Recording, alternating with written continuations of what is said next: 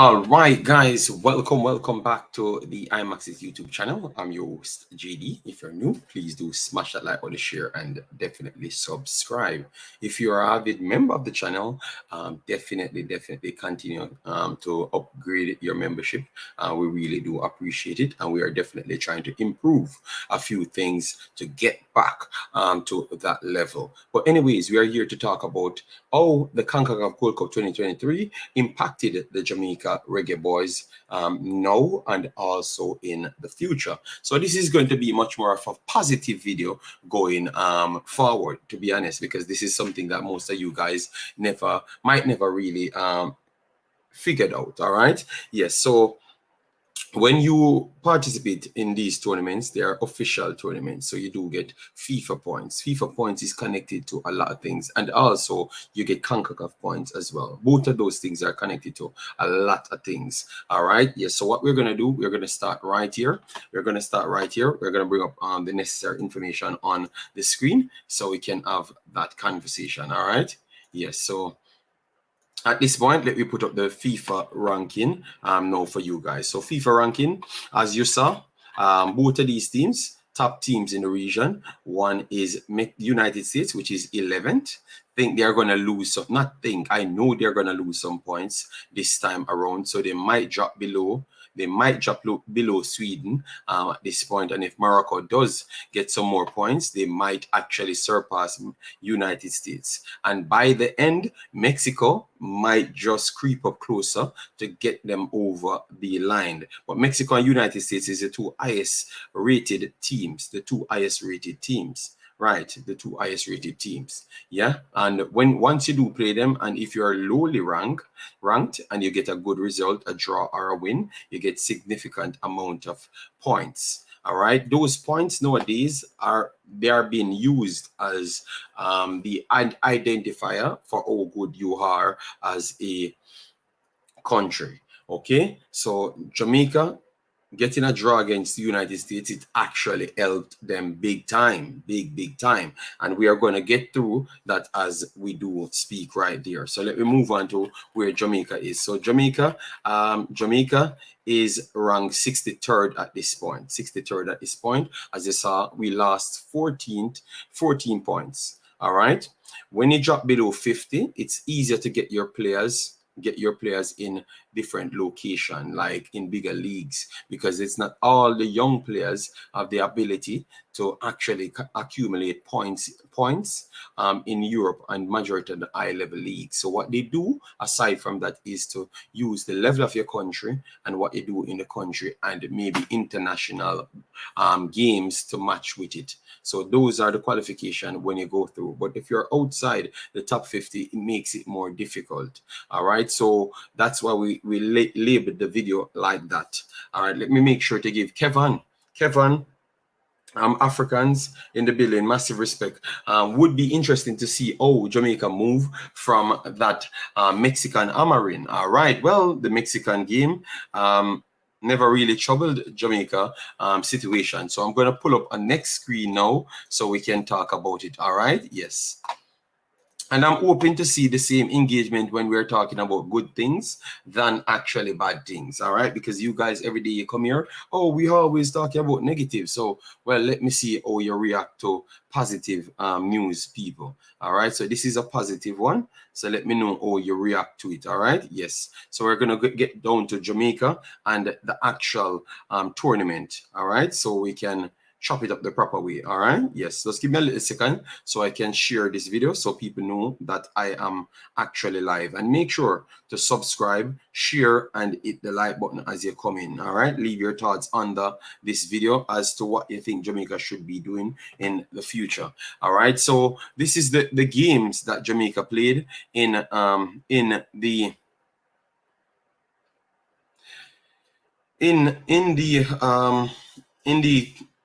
Gold Cup. All right, this is the games that they're playing the Gold Cup, and this is a calculator that gives you accurate reading as to how much points you're going to be getting. All right, yes, and then we are going to do the tally at the end. So for the game against Trinidad and Tobago, Jamaica got 12.15 points. Trinidad lost the same amount. All right, so that definitely helps Jamaica close to where they were before. Okay. Yes, so that's one game right there. One game right there. And then after that, St. Kitts game, Jamaica had 8.62. So both games, Jamaica almost accumulated 20 points right there. 20 points in both of those games. All right. I am trying to get the United States one. That's what I was actually looking for. But if I don't find it, I can just calculate everything in the end. All right. Yes, so those are 20 points right there, and United States should give them a big boost as well. That result against United States should give them a big boost as well, even though it was a draw.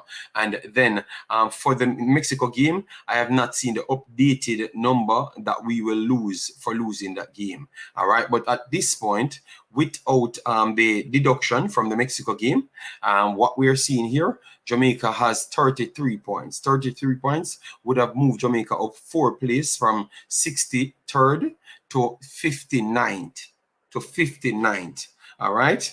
To 59th. So that's what it would have done for Jamaica. So that would have been incredible, because that would have drawn them up closer to dropping down or dropping up, are going up to inside the 50s, all right? Because that would have drawn you over the 1400 mark. And as you could see, to break in, you have to kind of be keeping pace with Panama.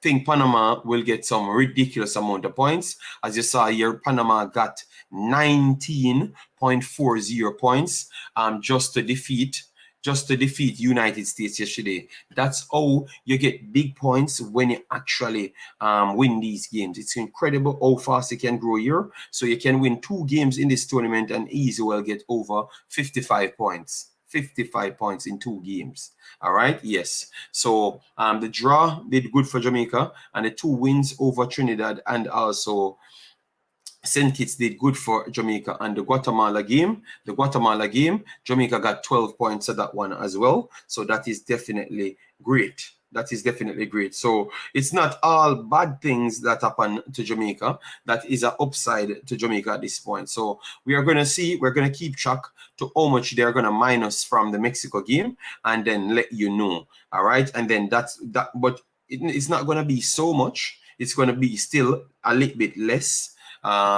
than what we would have lost if we lost to Trinidad or we lost to AD or one of those teams, because they are closer, and the further they are from us, it's the more points you would actually lose, because they do it in a class system. So if you're not in the same class as them, they tend to take away more points from that. So Jamaica definitely did well. 33 points so far, yes, and that could put them in four spots up. But we have not gotten one more update as yet. All right, they added what Mexico gained from that game, so we don't know if Jamaica lost the 11 points as well. All right, yes, I know that we got 20 points from the first 2 games, and then for the Guatemala game we got 12 more. All right, so for the Guatemala game we got 12 more. So I just don't have the United States game, the United States draw between United States and Jamaica. All right, yes, so I could finalize the end result for it. All right, but once we do get that, that would be good, because look at this, guys. You can look right here. You realize that you have a draw here. Qatar versus Honduras, and Honduras got 3 points and Qatar lost 3 points because Honduras is behind Qatar. So if Jamaica draw with United States, it might be even 10 points. Those amount of points, people. All right, so I want to see it, but one thing we know, in the points department, Jamaica will definitely be doing good. All right, so what say you guys in terms of what that entails, like the amount of points that they did? Would you use that to say it's a good tournament based on the fact that these are players that just came in? and we just have a coach, and we came in with not the highest expectation, but just trying to make sure we get some things on the board. What say you? All right, because that would simply means we are in an upward trajectory based on the points that we actually accumulated. Obviously, there's a lot of things tied into it, as in the quality of the teams, the strength of the teams, because United States team can be significantly higher. All right, yeah, we know all of those things, but what say you? Let me know in the comment section. Let me take a few more comments right here. Michael, big up yourself. Thanks for being here. Then we have Bessas documentary. Oh, you're doing massive respect. Big up, JD. Appreciate your effort to educate the masses in football. We are definitely trying our best, Joseph, man, and keep on improving ourselves. Have to adjust both negative and positive aspect. That's how a team would improve or get better. We did it earlier, Lord, for a reason. But obviously, some of these people, they don't really want to hear that. So we make sure to put it in separate videos, because by the time they saw the negative one, they only want to react to the negative, and that's it. Martin, big up yourself. Tyrone Williams, oh, you doing, man? Massive respect. Warren in the house. Let's get the likes past 50. Of course, it's gonna be passing 50. I am surprised that it has not passed 50 as yet. All right. Thanks to all the real G's that we check up. The BM said, JD, at least Costa Rica and Haiti were competitive against Mexico. We got outplayed for 90 minutes. That's unacceptable. Yeah, but that's the game itself. I was trying to focus on the actual tournament. That's what I've tried to bring up here, to let you see what will happen to Jamaica. So based on what I'm seeing now, I'm seeing 30 points in one window. Jamaica rarely do things like that. You get me? Rarely do things like that. So on that side, that would be a positive for Jamaica, a big positive, because getting so much points, it's a big success. So based on the points and the recognition that Jamaica got over this tournament, maybe not under Amarin from the Mexican game, but based on the players that's added, and also what they gain from it. They might gain compensation for them being there, so that means you did well enough. You reached the semi-final, that's good enough, and then you get more points leaving from this point. In the FIFA side, in the Concacaf side, they're going to get more points as well, because they never lost to anyone except the big teams. And in all rankings, the big teams, you get less points deducted if you lose to them. All right, yes, I will drop the link so people can come on and give their take. Check in Lansday. Oh, you do, man. Long time no hear from you, Sir Lansday. Sherman Scott, how are you doing? And then we have Tom. Oh, you doing, man? Massive respect. You can't call in when you're in your big truck or on your break. You have to call in when you're free. Yeah, we wanted to win everything, but I am satisfied with the result. All right, CPT, Rico, big of yourself, Brian Burke, massive respect. Then we have Dean Fraser. Oh, you doing, man? Massive respect as well. Then we have Fabian Fuller with the little chemistry, lacking in quality in some player, and no midfield. We did okay. A lot of room for improvement. That is definitely true. All right. Why we lost? It's simple. We not keeping the football for long periods, not passing the football as well, moving in space as well. So that puts pressure on the team. Mr. Johnson, yes, but that was very clear. That was very clear why we lost. Yes. When is the next FIFA window? The next FIFA window will be in the next tournament. All right. So all FIFA windows will be Jamaica playing main games. All right. Yes. So I will pull up the FIFA windows so you can get it for you. FIFA Windows 2023. All right. So FIFA calendar 2023. So you can get it for yourself. All right. I'm going to put that up on the screen now for you. Yeah. So it should be in the next one for the Nations League as well. Nations League is right after this. Yeah. All right. So no, CPT Rico, I don't think anyone thinks Mexico is a walkover. I just think we have a different type of culture, to be honest. Yeah, so, but in reality, if anybody looked at Mexico, never expected to be a walkover. It's just our culture. Sometimes we just say things out of turn, and we have to say that we're always saying that we are, what you would call it? We are patriotic, But sometimes I think we actually use the term wrong, loose, we use the term a little bit loose, but it was always going to be a hard match based on what the coaches then think We already thought it would have been a hard match. All right, yes, and it turned out to be an incredible hard match. Jamaica does not seem like they're on the same level as Mexico.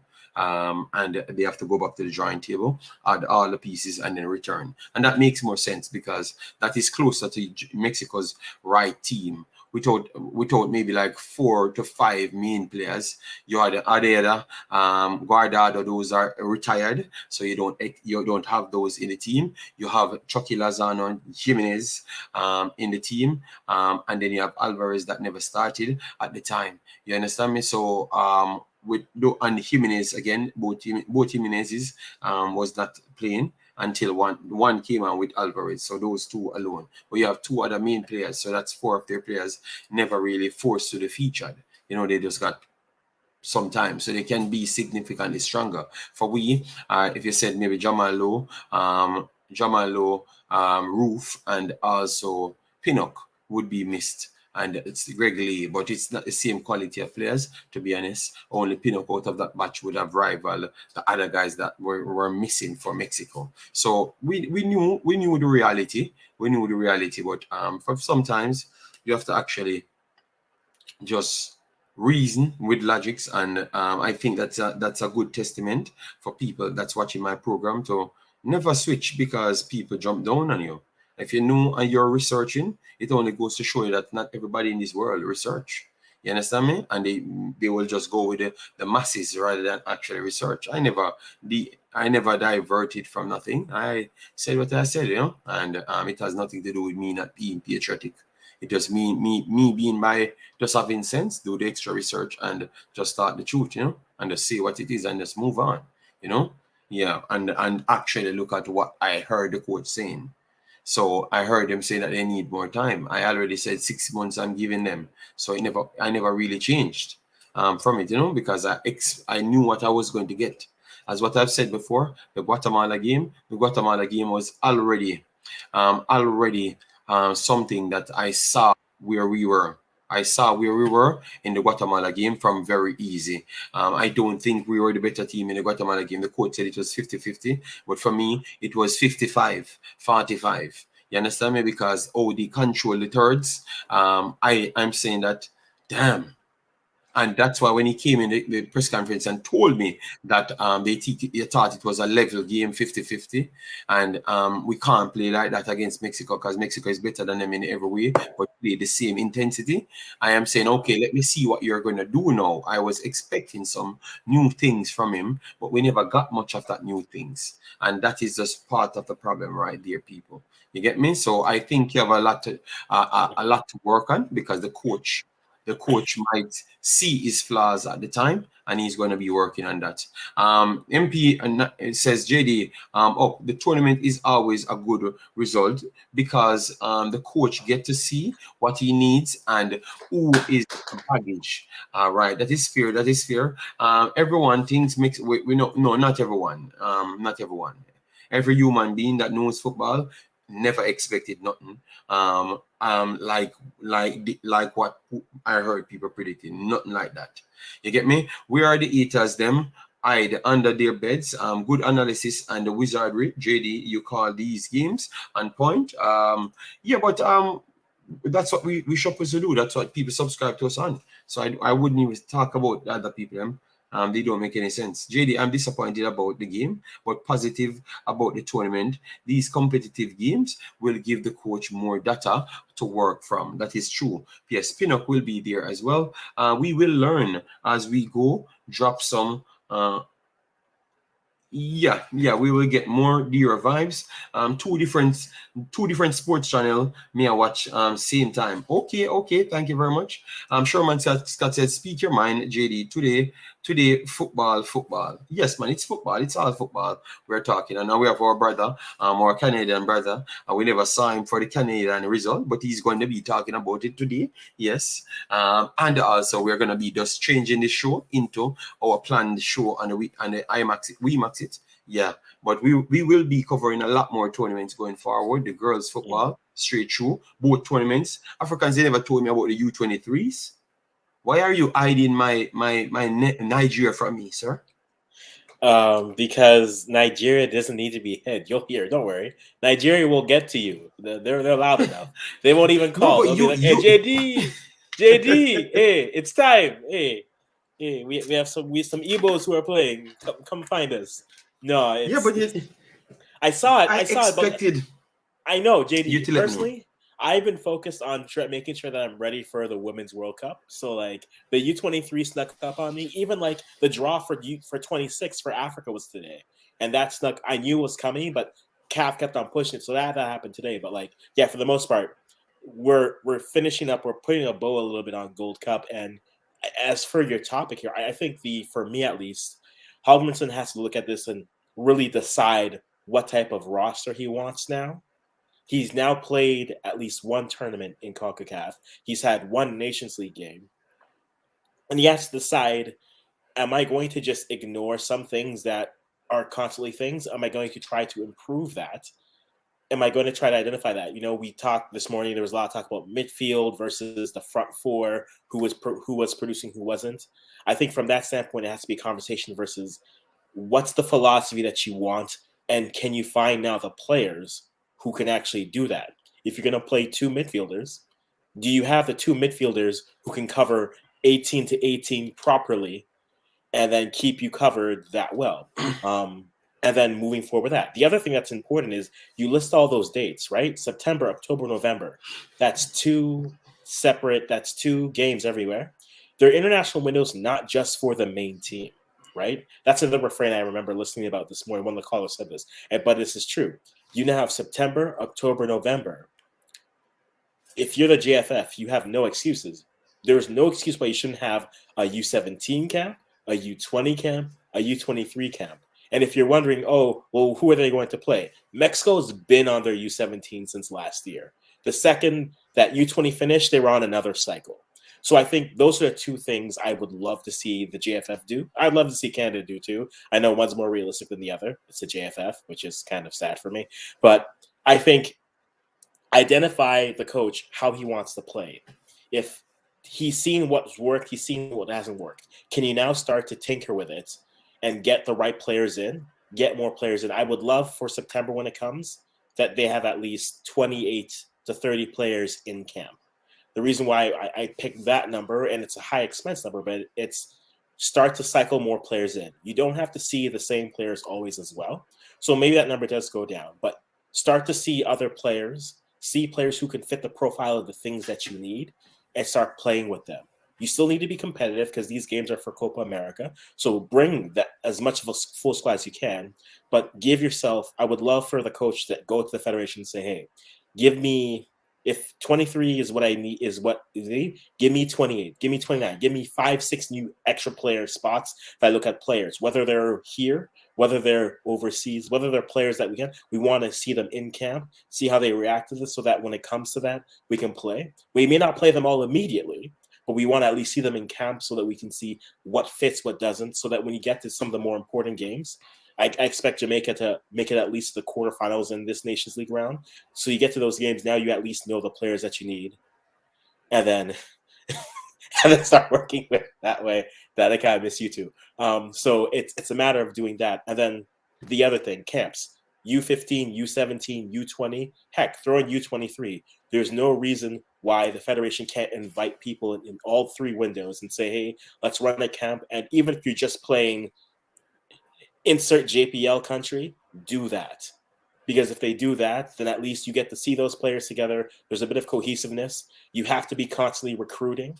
I know we always talk about, hey, we don't want players coming at a later date. You want players coming as soon as you can all the time. So if it means you get them at U17, get them at U17.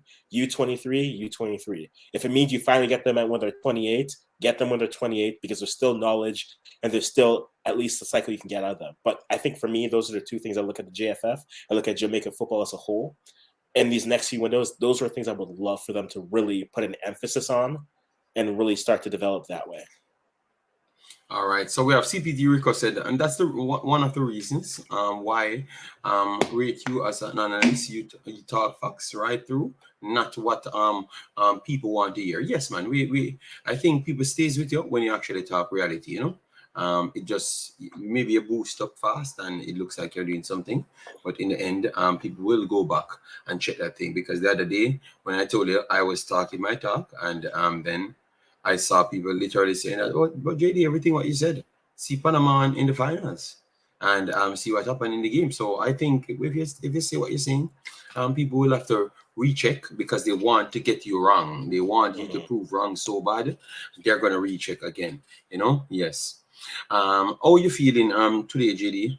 After having slept over the results, I never really sleep much, to be honest. Sleep is overrated according to brain drain. Not me, according to brain drain. But Hey, for he's me, I plugged need in, some JD. sleep. He's plugged in, so he's good. Brain. Yes, Pagan, big up yourself. Thanks for being here. 100%. Knowledge is power when you use it and act upon it. Yes, man. Claudia Fletcher says, blessings. I'm disappointed, but also, but the coach can now evaluate and learn, then make the necessary adjustments. That is true. Then we have our brother named Know Yourself, big up yourself as well. One said, JD, do you think Pinnock would make a difference in the Mexico game? Yes. Because with Pinnock, you could have structured the team a little bit different. Yeah, and obviously he's one of the highest level defenders, to be honest. So him alone can carry others. And maybe if he doesn't need to carry others, it start flowing better into different areas of the pitch. Because if you have a strong centre back pairing, you tend to can make your wing backs them feel more comfortable, and your midfielders in front of you feel more comfortable as well. So it could make a difference, but I don't think it would have I think Mexico would have still gone into the favorites, because we just don't have the amount of everything put together to win the Mexico game. I'm very sorry. If we had watched the last Mexico game with an unbiased eye, you would have realized that it was not a close game as what you thought it was. The result finished 2-2, but I think the game was similar to this if you go back and watch it, because I was watching the game. And to be honest, they were even threatening more. They were even in more in the last game, but they just never scored. And that was a big difference. The game is there to watch. Let's go back and watch it. Tom says, JD, do you think that we should drop some of these players before the next tournament? Get some young players so we can integrate them in the squad. But the problem is, Tom, you keep on saying young players. Jamaica does not have the luxury to choose at this point. The biggest level of players that we have is the English-based players, period. We don't have a big pool of players outside in the world, because Jamaica does not have the highest level development camps. It's not possible, because the JPL is not one of the highest leagues in the world. So where are we going to get all of these young players? So we have to throw away the other guys them. That is my problem. I have to ask you, Tom, where are we going to get those other guys so so that we can throw away these guys that we have now? So Tom, I don't see it happening, none at all. I think they're going to work with these guys as soon as they want to commit to it, and then quality players will always shine through. Lambakisa is 19 years old. Clark is 19 years old. Whisper is 17 years old. Hutchinson is under 20, just the same. And Clark again, Tyler Roberts. Then you go at the defensive line. The amount of players we have, once they do get their right breaks, they are going to come in the team. And you have even more. That's the mother seals them. That's 19 that say they want to come and play. You get me? The bars to them. Everybody that says they want to play. You have my boy from Arsenal as well, want to play. So I think you have to just give it time. You get me? What we have to start from, Jamaica is not a high-level football team in the world if you take away these high-level players out of it. That's the first thing. So what makes it high-level? Mexico have infrastructure. If they take off everybody off their team now, they can go to the under-23s, and you can believe that their under-23s is going to try and be competitive more than Jamaica. You know why? We just put one under-23s at the CSC games, and Mexico won it in girls and boys. And they never just won it. They beat the brakes off of everybody. And when they go to the Talon tournament, which is the highest level tournaments in the world, they are competitive with the highest level regions in the entire world. So people, football don't just come overnight. I think we have something that we need to pay respect to, which is the English youth them and the overseas youth them coming in to give us a fake sense of reality. And I think we don't appreciate that enough. That is my problem. What say Africans? I think we don't appreciate it because we keep on trying to look for something else, and not realizing that we don't actually have nothing at all. It's just because these guys present themselves. I think the problem also is there's a reality where it's like you can't keep on pressing the restart button when you have we don't know what you're trying to build towards. There's the general idea, which is make the World Cup. Okay, but what's the standard for that, right? You could say, okay, we need to integrate these young players, but are they at a standard that you say, hey, they should be there, right? Most countries will say, hey, whether it's good or not, right? In Canada, Herman always talks about wanting his national team players playing in tier 1 leagues, right? Which are like the top 5 leagues in Europe, basically, right? That's what it is. If you go to England, if you play in the Prem or maybe the Championship, you're there. If you play outside of that, you don't really exist to the FA. No matter it is, but at least that is the standard that's there. If you're gonna reset everything here and say let's bring in new younger players and get rid of the old ones, okay. So we're just going to then hand them a spot on this team. Shouldn't they have to earn it? Shouldn't there be a level that says, hey, if you're performing at this level, hey, this is what we need from you, right? On the women's side, for example, in Canada, there are players that I know keep on getting left off because I don't think the coach rates those players because they play in the Swedish league. And to me, I'm like, okay, if they feel that way, but maybe this is the best winger, but that's their choice. Ultimately, I think the question isn't let's start getting young players, isn't it's what is the baseline that you need to be a national team player? And if the coach can figure that out, if the federation can identify that, then it's easier to say, okay, we're trying to replace someone, right? Because like remember 2 years ago when we were saying, hey, Javain Brown should be on this team because he's been playing really well at Vancouver. He's there. What do we know? We knew MLS is a good league. We know that he's playing well there. Therefore, because of his play, it merits him coming into the squad. Now, what has happened after that? That's on him. But at least then we could say, hey, he's in that league. In this region, that is the top league, or at least one of the top leagues. He's performing well. Therefore, that merits him being into the squad. And we want to get him here and see what he can do. After that, it's up to the player. But at least there we have that standard. So I think it's not necessarily, hey, a tournament hasn't gone well. Mind you, this is a tournament where most of these players have played together for the first time. Now, if you want to have a discussion over who should be in and who shouldn't, that's for a negative stream. This is a positive stream, so we're not going to have that conversation. But I think we need to establish what the standard of player is, so that way we know, okay, if this is the standard, do that. And if that becomes the case, then it's easier to say players in their career saying, hey, I want to make the national team. A move to maybe here doesn't help me, but maybe a move to here helps me, right? And I think those are the conversations that start to happen. Because if you don't have that, then every time something goes wrong, let's keep our finger on the power button on the computer. Let's reboot, start from scratch, and then now where are we? Now we're trying to get our operating system going. Everyone else is just working on their hard drives for like 3 years. So it's a tough conversation, but I think you have to establish what the standard is. And from there, then when you're replacing players out, it makes it a lot easier. And it's a lot tangible for us as fans because at least we can look at it and say, hey, if this is the standard, okay, I have no issue. If you're going to say, hey, this person in this league is doing well, but this person in this league is doing here, but the federation ranks this league better than that, then player X is going to go over player Y. But if it's just he scored a goal last week, bring him in. Anyone can score a goal. That doesn't merit. That means you'll fit into the squad. So I'll end my ranting rational talk for now. All right. So MP W94 says, JD, I like the way the coach shut down the pin-up commitment question from the Jamaican media. The fight is real. Okay, well, as what we just said, it's the lack of knowledge or the lack of knowledge, because it can be classed as lack of knowledge because the approach and what is actually there at this point, most people don't even know. So that's why we bringing up this, scrap these guys out and see what you have after. You will get a reality check because you're getting a reality check, but because the same guys that you're trying to move off, they are the one masking a reality check. Because if you never had them, you know what would have happened? You'd have had the guys, I mean, the U23s that just participated playing for the national team.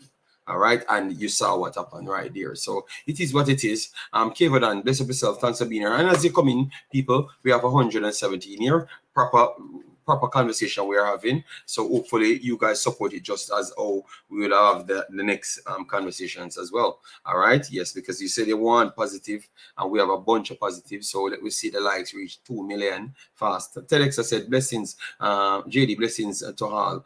We are building the ship as we sail it. We getting better. All right.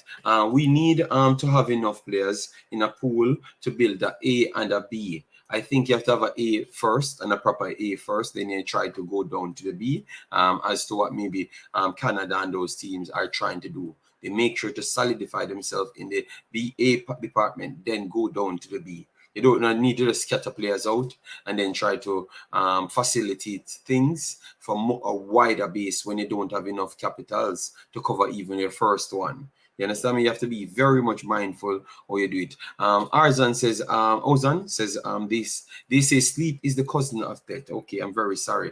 All right. Big Lee Glenn, how you doing, man?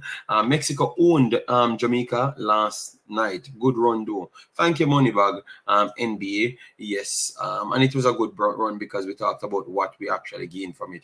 I see Africans only show up when we lose. Oh, my God.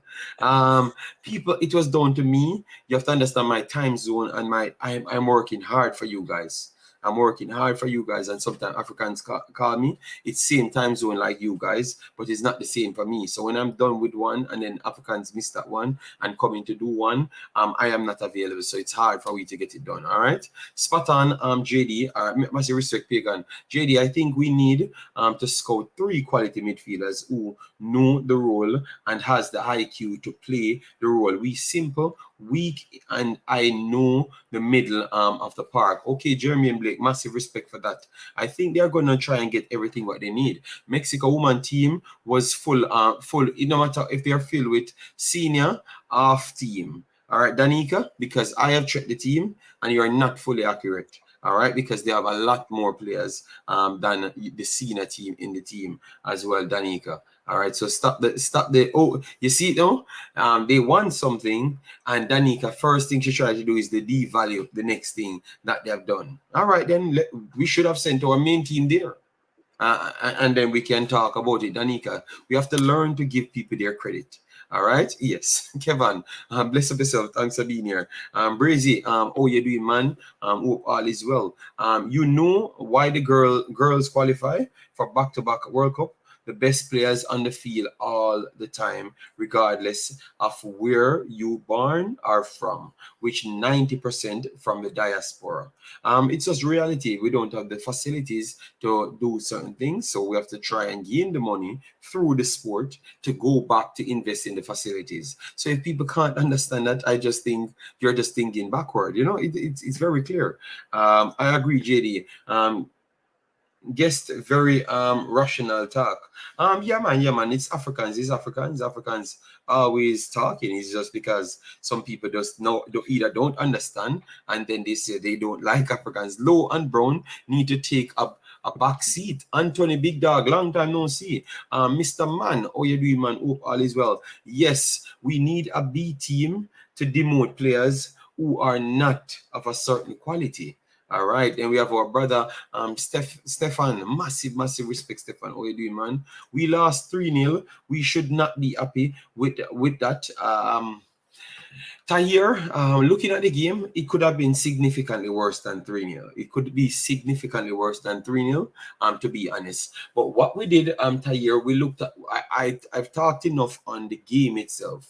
So I just put this one to talk about how the Concacaf World Cup really impacted the Jamaica Reggae Boyz team. So it's like a spin-off as to the negative side that we covered. So this is more of the positive side. So we started with all the things and that actually worked well. So FIFA rankings will go up, spacing will go up, then Concacaf rankings will go up. And we have a next tournament coming up and we'll learn things. so he can evaluate things a little bit better. So selection squad will look a little bit better. And now he has given people opportunity. So that means your grace period done. So if you never performed, he can throw you out, and he has records to prove that that's the reason why you never deserve to get the opportunity. You understand me, African? So you learn so much. You learn so much of actually going through this tournament. You get me? Yes. So it's not we being happy. It's not we being happy. It's just we getting data so we can talk with the facts now. And you guys have the facts as well. So we can talk more rational, period. All right? Yes. Agreed. And I think that just comes with more time. Again, this tournament is great because now we've seen how he reacts in the short period of time where he has to make adjustments quickly. And I think for a lot of fans, some were happy. Others would say he needs improvement. I hope he's able to see that and then start to build around that. And then the same thing with the roster. I think us as fans will have our favorites. And that's another thing we have to understand. Even coaches will have their favorites that they'll always rely on because those are the players that they built that trust with. We may not always agree with it, but that's what they're going to do. So the question becomes, have players done enough to move past those favorites? Maybe not, but have we at least seen things that we wouldn't see before? I think for me, I'd be happy if you see maybe 2 or 3 players who maybe don't get as much playing time in the next window just because, hey, we want to try something else, or we've seen how you react in this type of a situation and we don't necessarily want to do that again.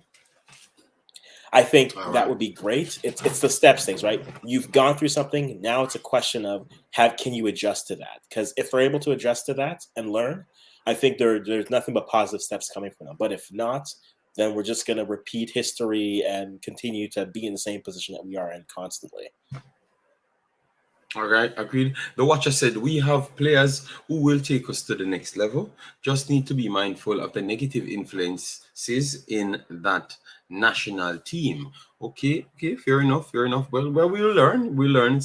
SR Football said, good day, everybody. SR Football in the building. Jamaica did a great job. Not a bad game for the Reggae Boyz, but they have learned to play defensive football. Special love from Suriname. Massive respect, SR Football. Thanks for passing through. We will be covering Suriname soon again. Brazy said, JD, will you do Woman World Cup watch along? I know the time zone is difficult. We will try to get as much games as possible because it's a lot of my ladies in the World Cup tournament. So I can't miss it. JD, is it between the pipes or outside the pipes? I'm asking for people. I have just said what I've just said. I don't miss ladies football. Brazy, so you should have known that. No. So one thing can take me away from Jamaica drama and men football drama is the ladies football. We have to come back stronger, invites these young stars to play for us and play friendly. Yes, man. But Suriname has their chance as well. And I think Suriname, when we do the calculation, boy, oh boy, I guess Suriname gets a next good deal their way to actually make it out of the group. You get me? Yes, they have done Jamaica and 80 bad. You know, Concacaf have done Jamaica and 80 bad and give Suriname an edge to come out of the group. All right, we talked about that earlier, and people, and I know Jamaican people will not be happy again because they're going to ask, what have Suriname done for them to get an easier buy to making what you call it, the CONMEBOL? Copa America. The Copa America. Yes, because Suriname actually get a better deal than Jamaica, which is mad. You know, I don't understand what's going on with Concacaf, but we're not going to touch that. And I know you guys will want to fight Suriname, but it's not me. I never wrote them and told them to give Suriname no easier way. All right. We have talent. We have to improve coach and midfield. JFF has to keep trying to improve program. I think is the great grandparents are born in your country, they can play. It's more competition, I think. Yeah, I think so. I think maybe he ran out of characters, you know. So you have to just show things together. One positive from this tournament is that it opens people's eye to the fact that Leon Bailey is not world class. But I don't think we needed this tournament to actually know that.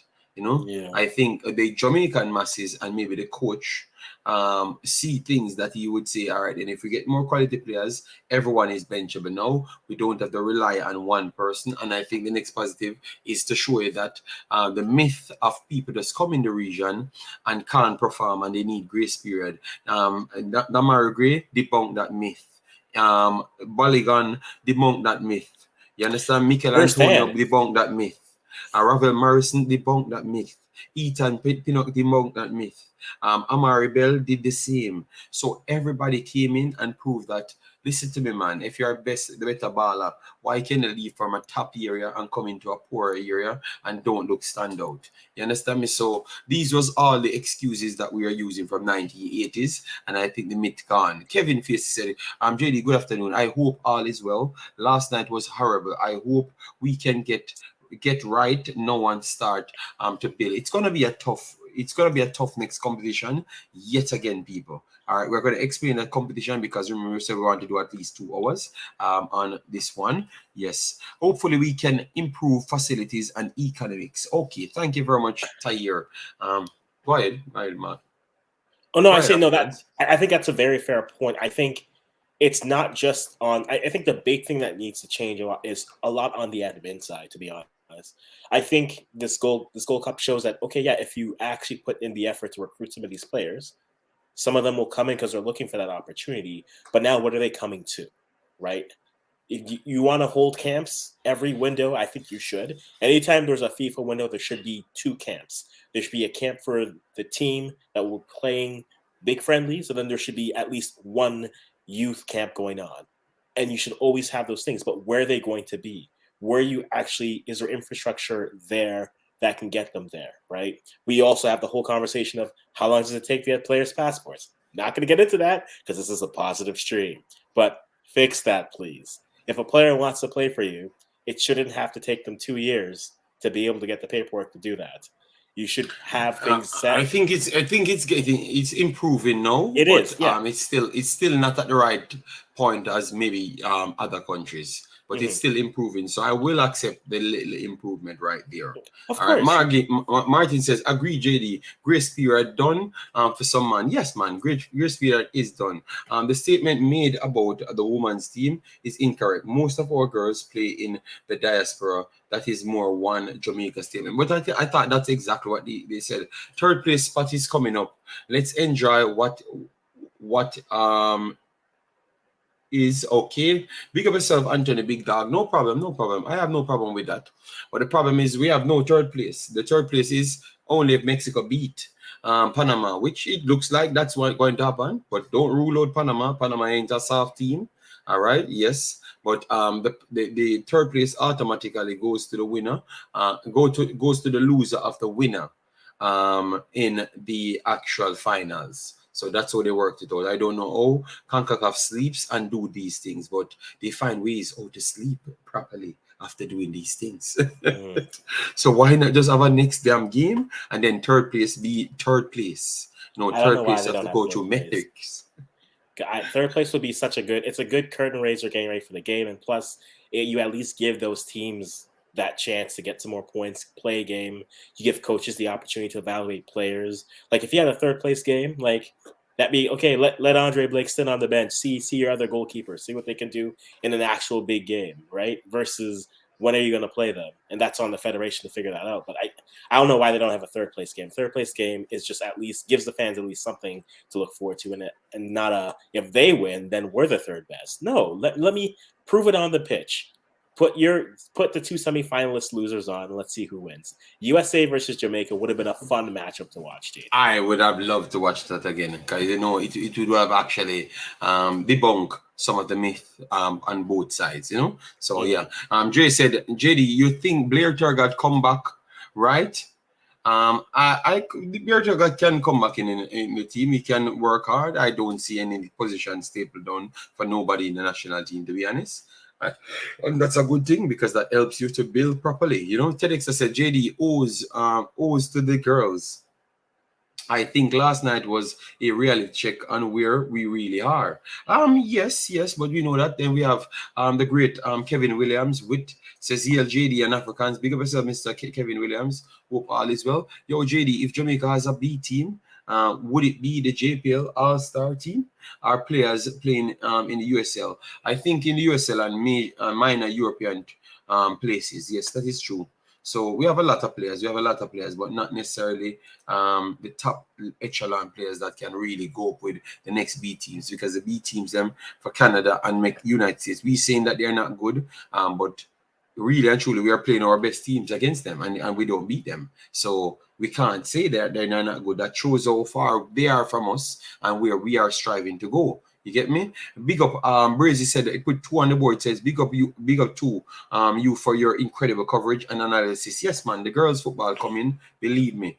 We love it. All right. Joy says people run off a foreign, so paperworks go always be a problem. Okay. All right. Well, people after the stop run off nowadays, you know. And this, yeah, great commentary last night.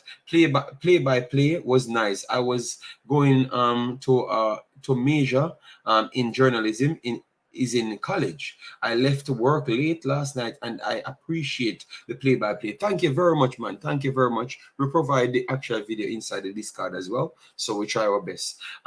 Slim B, how you doing, Slim B? Slim B said, laugh out loud. What's up, JD?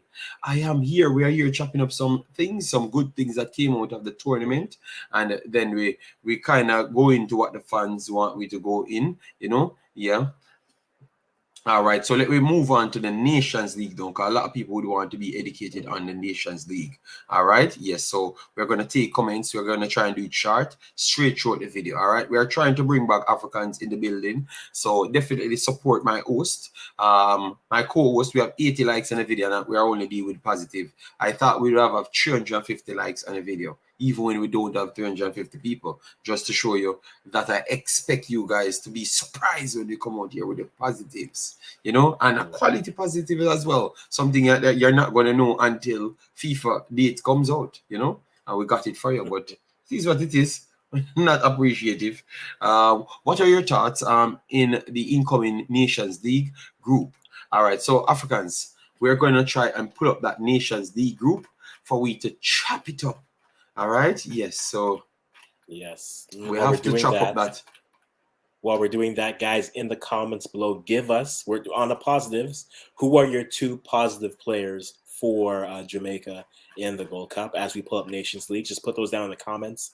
So, and again, there's no wrong answer. It's who you thought were the positive players. Put those in, and we'll talk about them as we're going through some of the groups for Nations Leagues coming up. So let's keep that. Yeah, because I'm trying to put the entire big thing. Okay, this is good. I'm going to add it to the screen now because I have the entire thing now. All right, so this is the entire thing, and we're gonna get ourselves in Africans. Yep.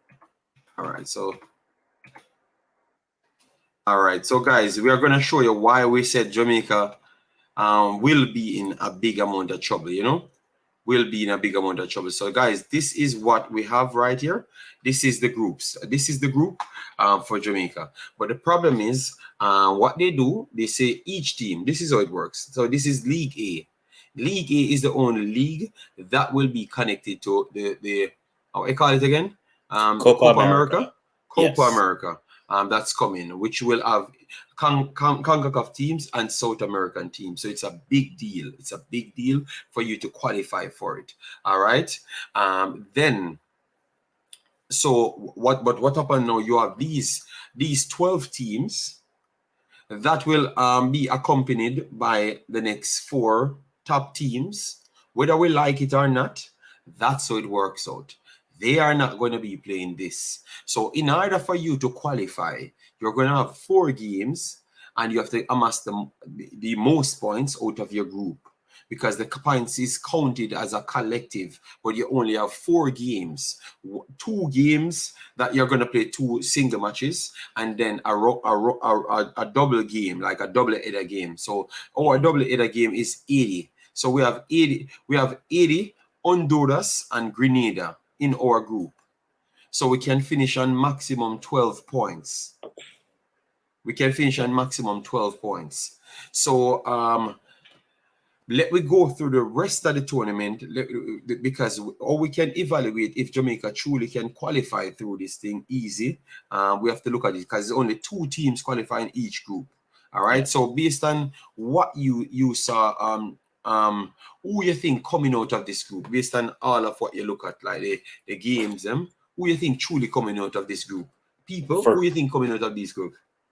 For Group A or Group B, or for both groups overall? For Jamaica, Group A, because they ask about Jamaica. They ask about Jamaica. So okay, so we start from Jamaica and then go into Group B. Group A, I should say. Okay, yeah. So Jamaica's group, the 3 top teams should be Haiti, Jamaica, and Honduras. Now, what I saw from Honduras at the Gold Cup makes me think it should be on paper I'd say it's Jamaica and Honduras.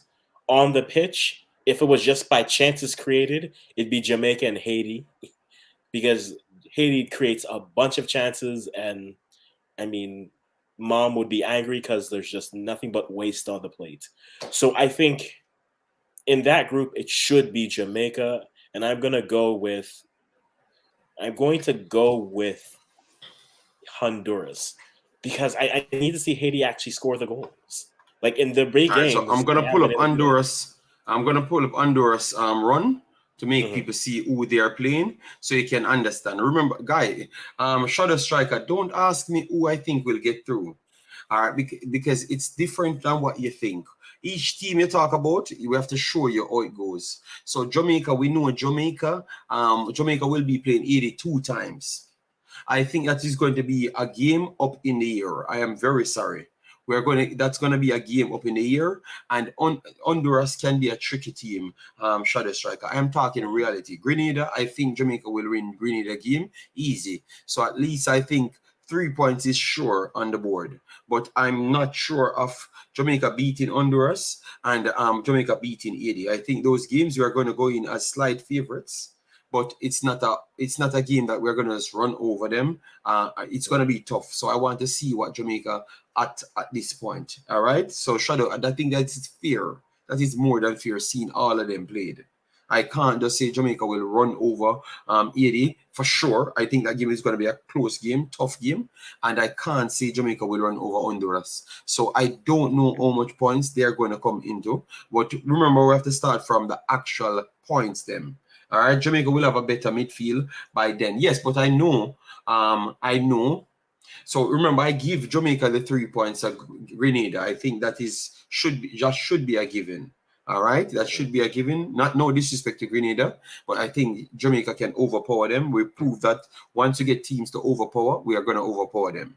You understand me? Because the quality is just so much vast, we can beat them. So from that now, that's where I have a problem. I don't know where Jamaica go from there, the 80 and Honduras, and that is where I never liked the competition, because you can't have 3 other matches, and the 3 other matches are the toughest matches in the entire group. And then let me show you now. Let me show you. So for Jamaica have 3 matches up in the air. 3 matches up in the air. Right there, because we gave Jamaica the Grenada game right there. All right. So 3 matches for Jamaica up in the air. Then we're gonna go for 80. 80 have Cuba aside, and I think 80 should win Cuba game. It should be more favorite for 80. Suriname have Grenada. Suriname will be the favorites in that game. And then Jamaica have Honduras first. So Honduras and Jamaica will work out those points. So if Jamaica can get 3 points in that, Jamaica definitely put themselves in one of the at least halfway in the qualifying bracket, right? And then we move on to the next phase now. The next phase of the games. Let me get it right here. Jamaica versus Haiti after. All right. So so we could see Haiti and 3 points, Suriname and 3 points at that point. And Jamaica on 3 or Honduras on 3 at that point. And then Jamaica will have 80 right after that. All right. You see what I'm saying, people? That's why we told you to watch the group the last time. And then Suriname will have Cuba, which Suriname will be the favorites again over Cuba. But I'm not sure if they are going to win outright against Cuba. I think Cuba will class them a much more bigger threat than Grenada. All right, so that will be a challenging one for Suriname, but I think they might still be the favorites going into that one. Jamaica 80 is a next tough game right there. All right, so that's one of both of these games are going to be up in the air. Suriname, Cuba, 80, Jamaica up in the air. So the first two games that Jamaica plays is going to be up in the air. You understand me? Yes, and hopefully we get everything running and in understanding better. We collect as much data from this tournament so we can pass it over in those games. So the first two games will be the tough games, them. But the good thing is going to be at home, so it's helpful when it's at home. All right. But you could see where I'm coming from because no other teams that you're going to be facing will be having amassing points. You understand me? So if they get 6 points, it's going to push you, push them to strategize different as well because your tough matches them came first. And then Honduras will be playing Grenada right here. All right. So if Honduras get a good result against Jamaica, Jamaica could find itself actually below others in the table from very early, and then it's going to be you have to strategize. So you have to be very careful based on how they do put the tournament. All right, and that is my biggest problem. And then you have Suriname versus 80. Suriname versus 80. 80 might go into this one slightly as the favorites. All right, but it's still a swing game that anyone can possibly win it. But I think 80 would have the favorites in this game. All right, so that's the next way to kind of drop points off from places. So if Suriname gathered 6 points at that time because they had two easier matches, this is a reality check for them. But if they do come out and win this game, they actually qualify from the third game, which is mental. All right. And then if their fourth game, then you have Honduras, Cuba. I think Honduras will beat Cuba. Then Jamaica finally have a game where we are going to be the favorites. It's not going to be at home, but we are going to be the overwhelming favorites. So let's take the 3 points and go home with it. All right. Yes. So in week 3, we get the game that we can just walk away with. All right. Yes. And then right after that, now, guys, right after that, the final sets of games that we do have coming right for you. Let me get it right here for you. Okay, I missed it. I missed them. I think so. Jamaica. Okay, 80. Yes, Jamaica 80. And oh my God, you see what I'm talking about, people? Every game you're looking at, it's a tough game. It's a tough game. I think they set us up in this one. And then you have Suriname versus Grenada again. You see what I'm trying to talk about, people? Yeah, I see it. So that's why I'm saying it turns around. If Suriname don't qualify, people, if Suriname don't qualify, I'm going to call them out, I'm going to call them out. You know why? They get 3 games that are winnable to them, The only game they have to fight is actually, to be honest, is actually 80. One time they play 80. One time they play 80. So they set up this for Suriname to actually tap this group. Because if 80 and Honduras and Jamaica will be sharing points because they're playing each other so much times. True, but you have to do it. Yeah, this is a no, I don't like that. I think this rule is very poor. This rule is very poor. This rule is a robbery.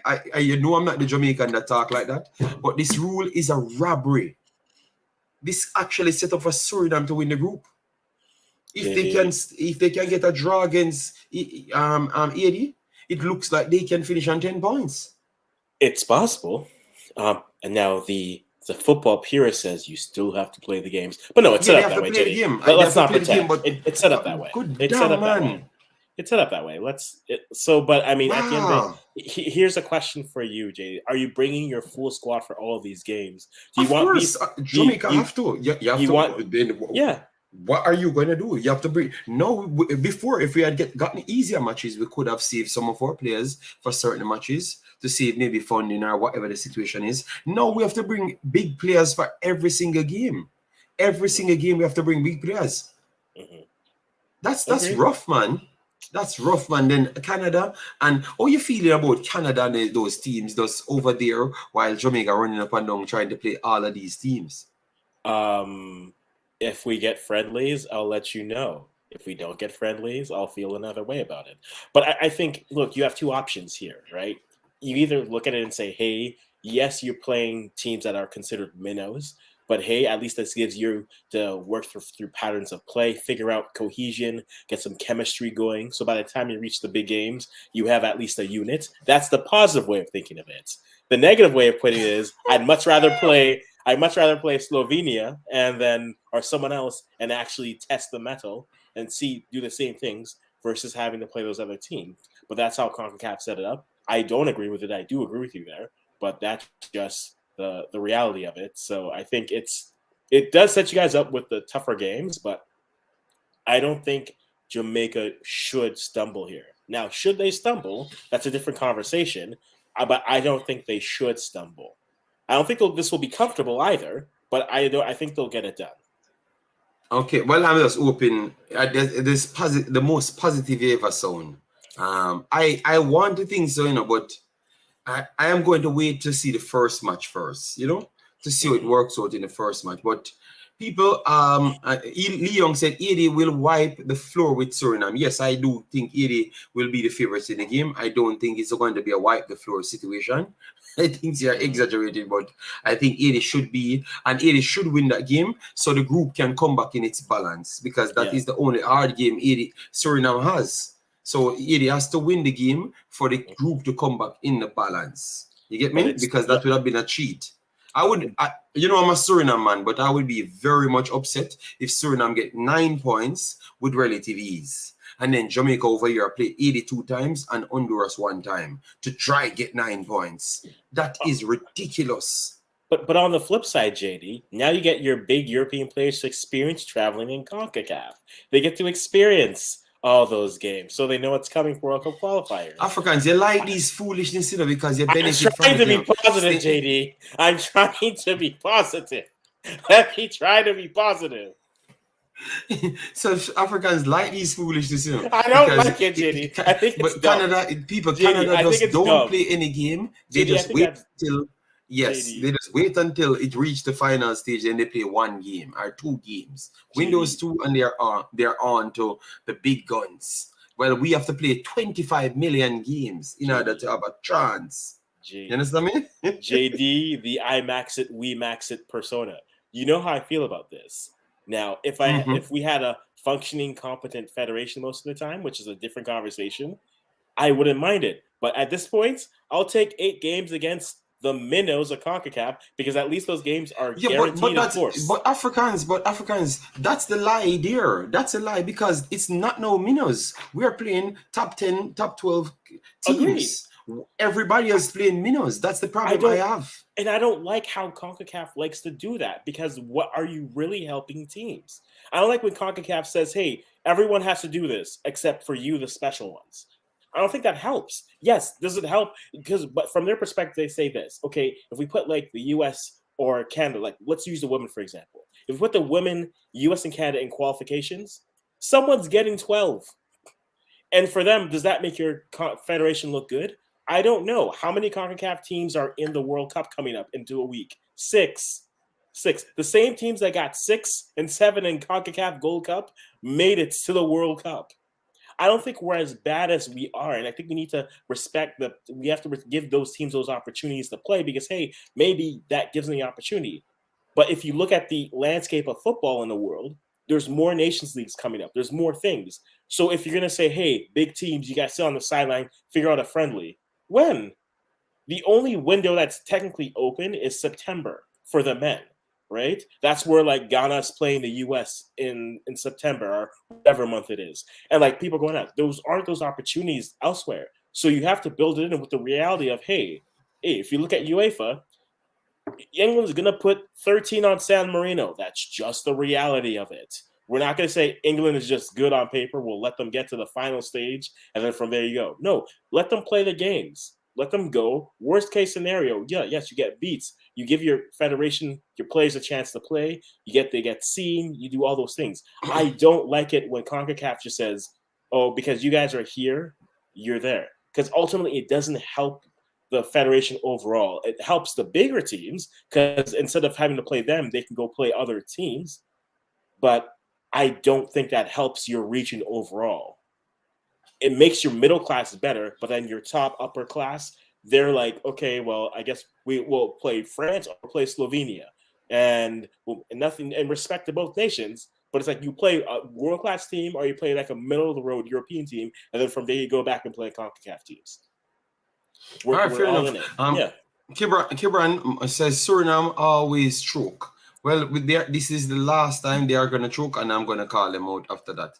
All right, JD, I think these games are good for us and the tough ones too. Okay, so all my Jamaican brothers and sisters saying that we should get the tough games them. Okay, all right, then fair enough. You see, if I was saying yes, Suriname will qualify because they get the easier games. No, you guys would have been complaining. I know I am complaining that they got the easier games and Jamaica got the tougher games, and that put Jamaica in a tougher spot.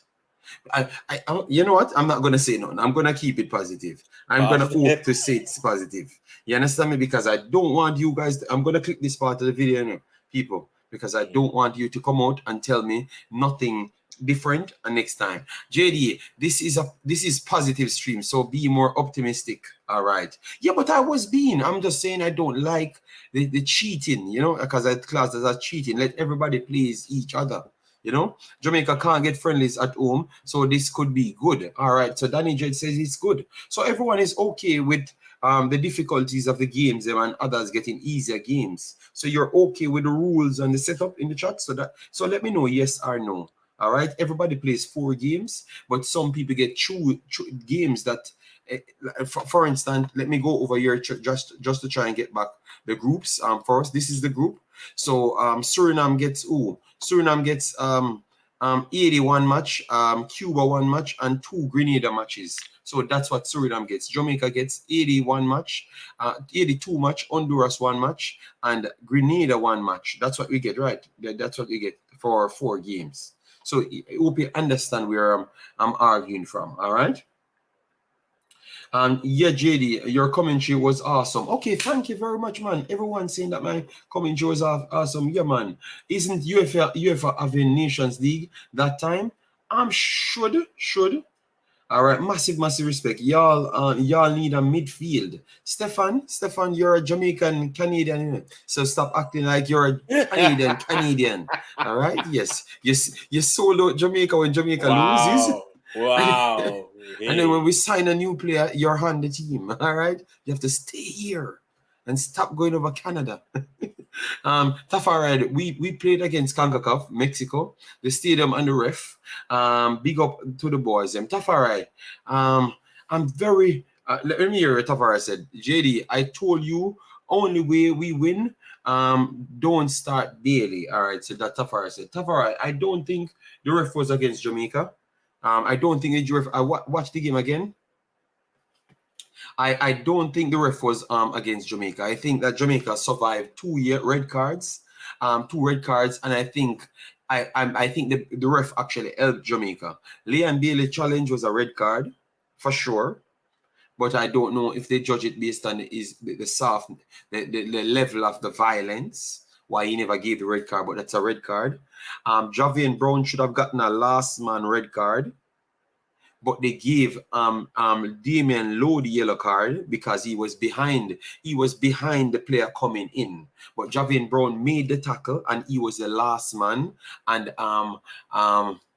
Pineda was getting through, so he's getting clear on goal, so it would have registered as a goal scoring opportunity. And when we saw it 2 times, Tafari, it was actually him committed the foul. I am surprised that on VAR they never changed it. So we have to be very careful as to we blame referees. You get me? Because I am watching the game and I have to be honest. So when people go back and watch it, they can see what I'm saying. So we could have gotten 2 red cards yesterday, or we should have gotten 2 red cards yesterday, and they still let it go. So I think calls went in our favor, but calls went in the Mexicans' favor as well. All right, so I'm not gonna act like calls don't go in the West Mexican favor as well. But I'm just telling you that we could have gotten 2 red cards as well, or we should have gotten 2 red cards as well, based on the rule. But the yellow card went to Damian Lowe, not Javian Brown. And go back and look at the challenge. It was Javian Brown actually made the tackle. The commentator says Javian Brown made the tackle as well. But it turned out Damian Lowe got a yellow card and we continue to play. Drew Ross, big up yourself. What are you doing? Yes, JD, I agree with you. Even the coach in the press conference said Concacaf does not of the level playing field. Yeah, man. People, I'm telling you, when you see the end result of who top in this group, then you're gonna come back and say I'm a prophet. I'm not going to tell you as yet, because we're going to have videos when it comes on closer and we're going to get more information. But I promise you, the topping of this group is not going to go the way how we think because of how they structured the group.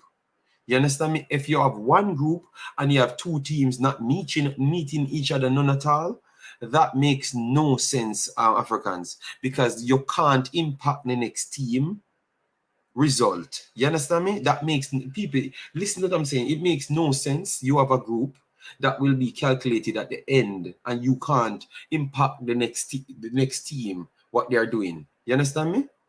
You get me, Africans? Yeah, I get you. And the teams that Jamaica can't impact is Suriname and Cuba. They're going to play everybody else, but they're not going to play the others. So I just think that they made a tough madness there. I don't know how they came up with that rule, but it makes no logical sense. All right, JD, one of the... No, go ahead. You're saying something? I was going to say, I don't know why it's just not 5 games. You play everyone 5 times. You play everyone once. You either have 2 home or 3 home, because that's the rate. Because they tried to equal it out, but then to match up, they said, okay, we'll try to give you against an equally tiered team who you're playing. It should have just been you play 5, 2 home, 3 away. Everyone knows, or that's how it goes, and then from there you figure it out. But because of how their groups are set up, that's where they are. Or they should have found a way to make, and this is where it gets crazier, they should have found a way to make League A 7 teams a group, so that everyone has 3 home and 3 away, and there's no excuses. Throw in someone from right. No, but that's the solution. Throw up someone else from League B or the runners up from League B and say you guys have a chance too, and then put them up there, and then whoever goes. That should have been the simplest solution instead of okay, and then you also play someone who is equally ranked from you. That doesn't just that's So they set it up for Jamaica or Haiti not to go through, and I think one of them not going through because of that same madness. I am betting you one of the Jamaica or Haiti not going through this group. Just watch. I'm gonna show you all life funny. And believe me, you guys are going to want to run partition. Haiti or Jamaica will run partition because of this foolishness. So no things negative.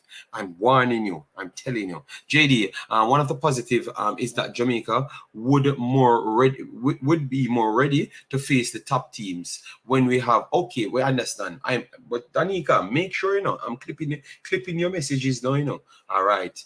Because I am not happy with it. Every time we lose, we want to blame the ref. Lanezra,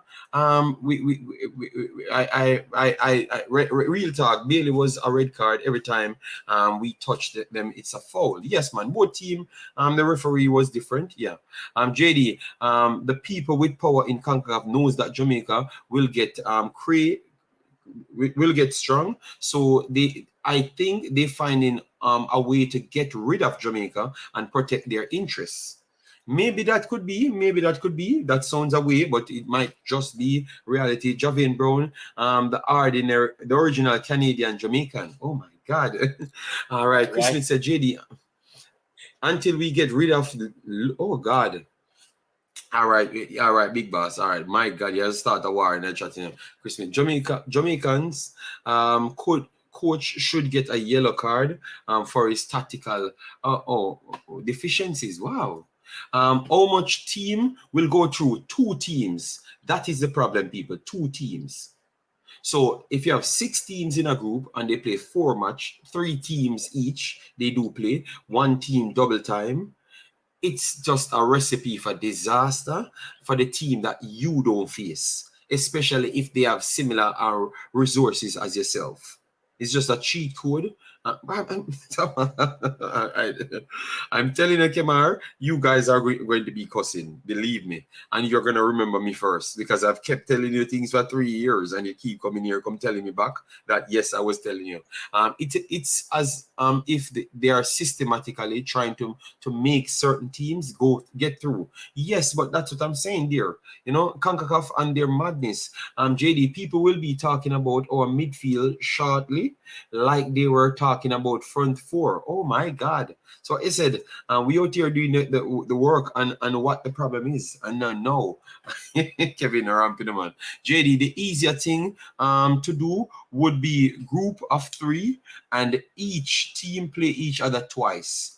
And then the winner, one team goes through each group. One team, simple as that. Just do the same thing as last time, and the top team goes straight through to meet the other teams them. Or just put all the teams in the competition and stop taking out teams as if like obviously other teams are good, but I don't believe they're unbeaten on each given day. You get me? Because I saw United States struggle in Costa Rica, and that's their big team. So the big teams can struggle from time to time. Canada goes to Costa Rica. They lost there as well, don't Africans? Yeah, that happened. That was a thing. Yeah. Yeah, they lost there. Yeah, JD, I robbed them. I robbed me. I'm just telling you. You will see AD or Jamaica not making it out of this group. That's all I'm telling you. It's not confusing. It's very easy. I just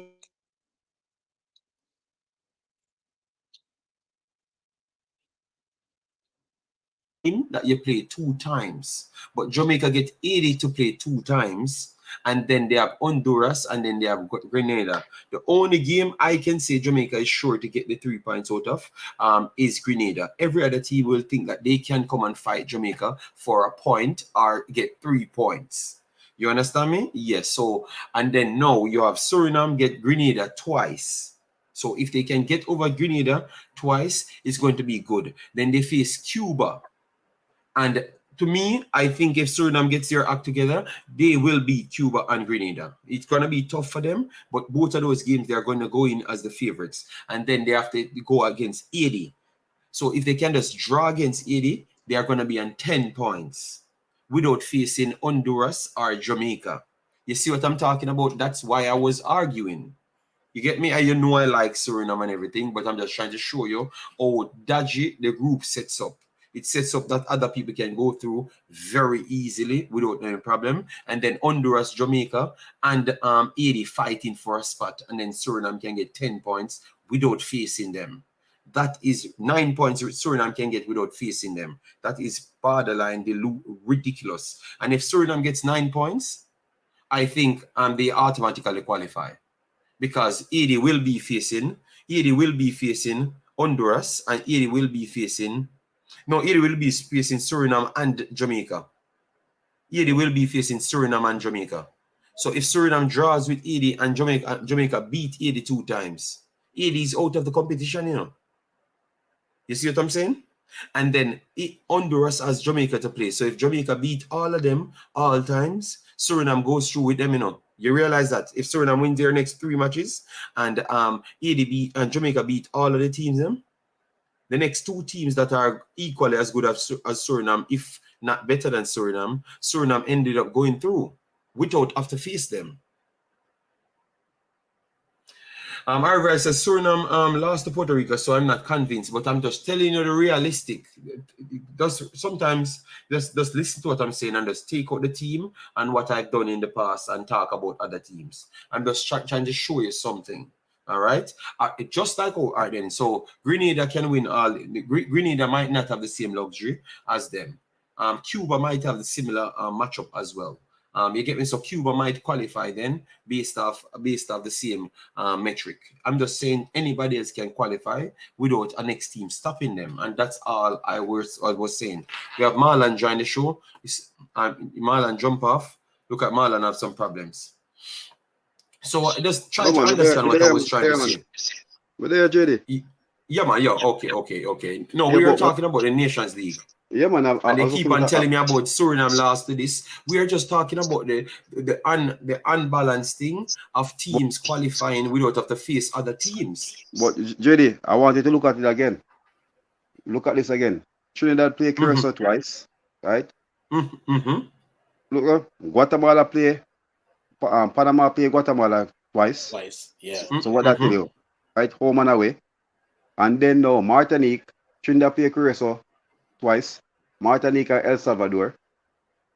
Right? El Salvador have El Salvador and Curacao and Trinidad could have a leeway to go in. Right? El Salvador and Curacao, you said. And Trinidad, one of them, because Trinidad can beat Curacao, Curacao can beat Trinidad. It's home and away. But guess what?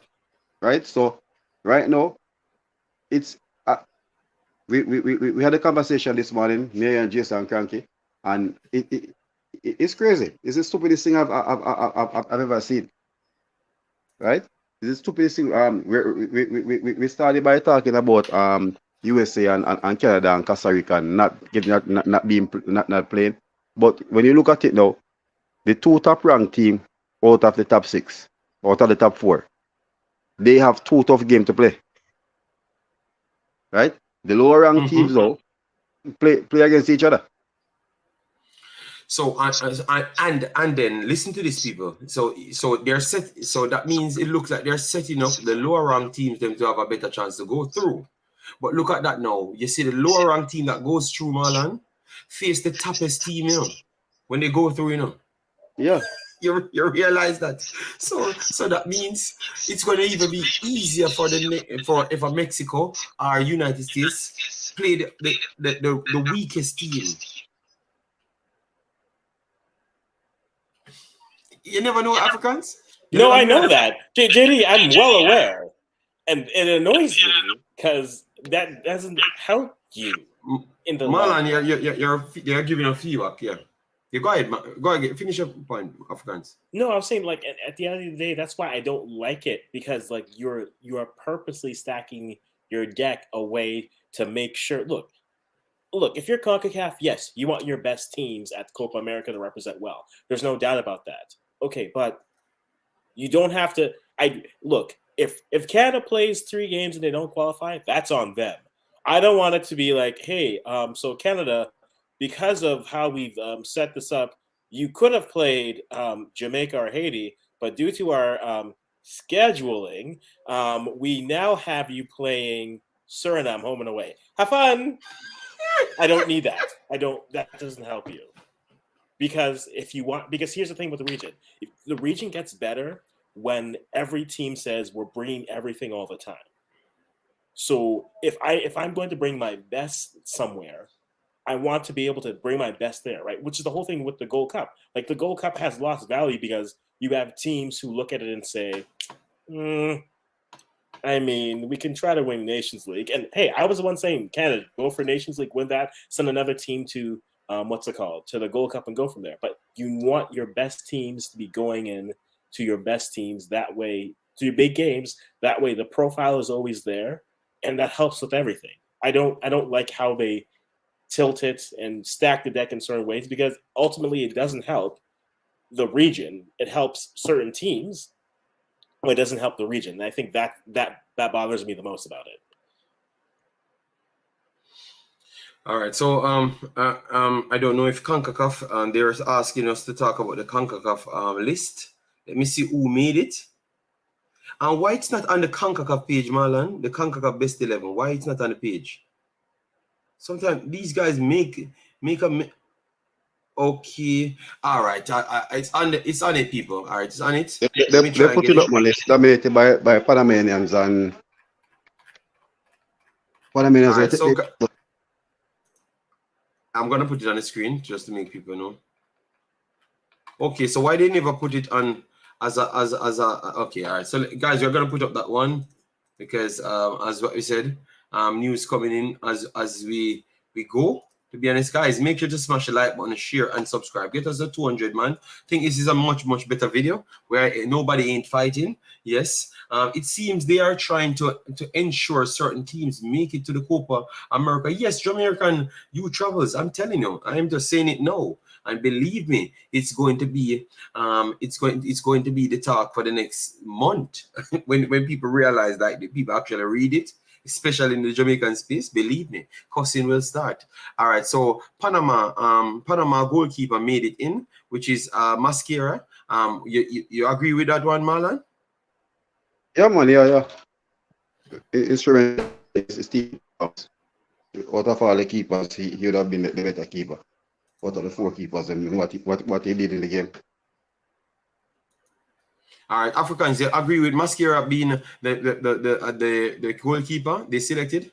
Yeah, did Ochoa do anything that game? Did he save the ball in Jamaica? I understand. Okay, I'm not sure. Okay, so Africans, if you said yeah, okay, you said okay. So all it's right, a Africans, positive they don't have stream, to. JD. It's a positive stream. All right, so and then we have Jesus Gallardo. I think he's the only player you can say would have made this 1000%. I think he was exceptional yesterday. He ran the right back, the right hand side ragged for Jamaica. Yes, so yes, it's Gallardo 1000%. It's not a question for me. Marlon, you say the same because I know I don't have to ask you, but just to make sure people hear you confirm it.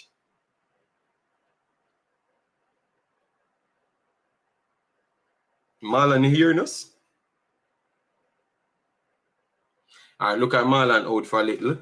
Yes, so yes, Gallardo, 100%. Let me know if you agree with him. He was exceptional yesterday. He was the best wing back out of the 4 wing backs out there. So definitely, he was that player that I have a lot of time for. Being a former wing back myself. So was unplayable yesterday. Gave Jamaica a tiring time.